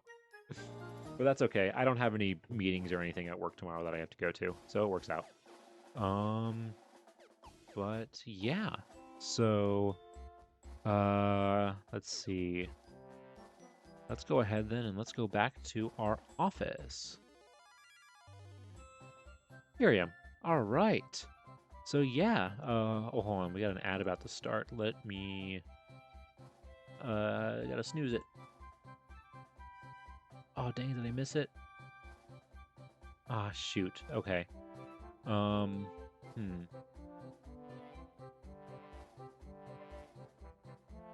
Okay, I'll wait. Dang it, I missed the snooze. All right, I'll go ahead and I'll wait for this ad to end, and I'll go into the whole ending spiel. And like what we're gonna be doing, coming up here. Let me do something real quick while we're waiting for this ad to end. Da-da-da-da. Let's see.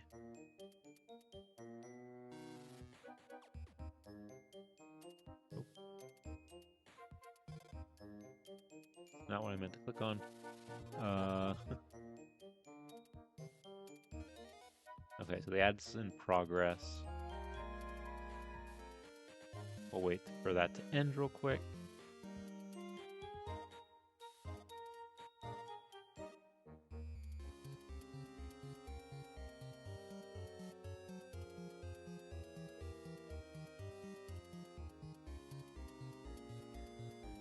Let's see.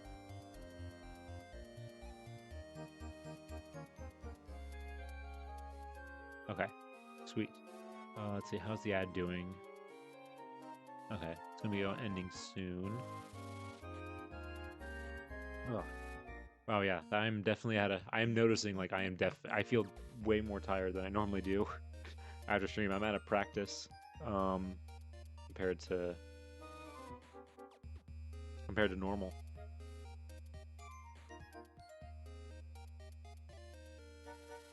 Ugh.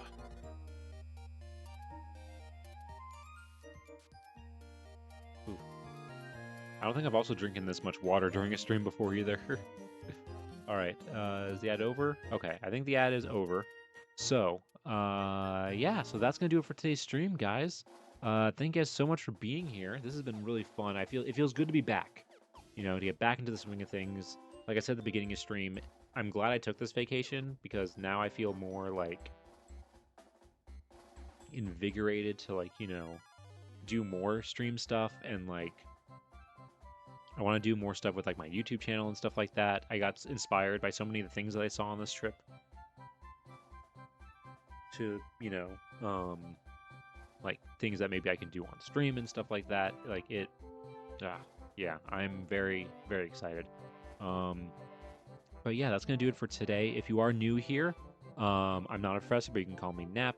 I do mostly history, research related streams on this channel. But what else? I haven't done my spiel in so long that I forgot how I do it. Oh God. I normally go live every Wednesday and Sunday at 6:30 p.m. Eastern Standard Time, but sometimes I do Gorilla streams. So if you're not followed, make sure you maybe go follow and see. Oh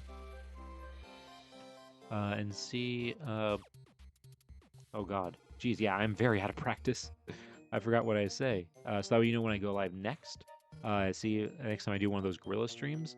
I don't think I'm gonna do a stream in between now and Sunday, my normal stream, because I want to I have a lot of stuff that I have to like catch up on because I've been gone so long, so I might not have time to do a stream. So I'll probably see you guys on Sunday at 6:30 p.m. where I think what we're gonna do is we're gonna go and we're gonna do another classic research stream because we've gained a lot of followers since I've done one of those research streams.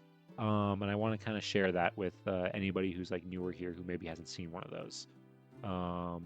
But yeah, so let's go ahead. I'm gonna see if we can find somebody to raid. Let's see. Who is live?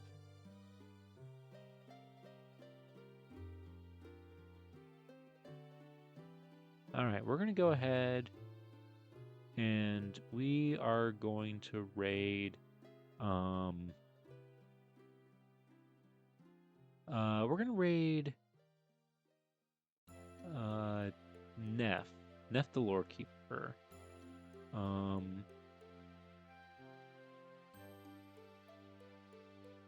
Let's go ahead and let's get that raid started.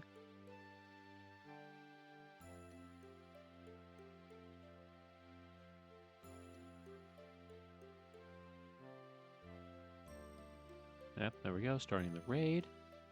All right. So, yeah, like I said, that's going to do it for today's stream, guys. Thank you guys so much for being here. I'm going to go ahead. Oh, yeah, I got to bring a raid message. Jeez, I am so out of practice.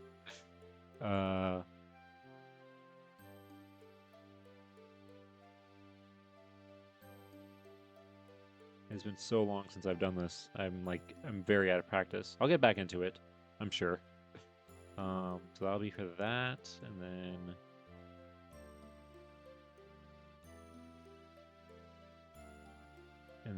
let me do one for non-subscribers. There you go.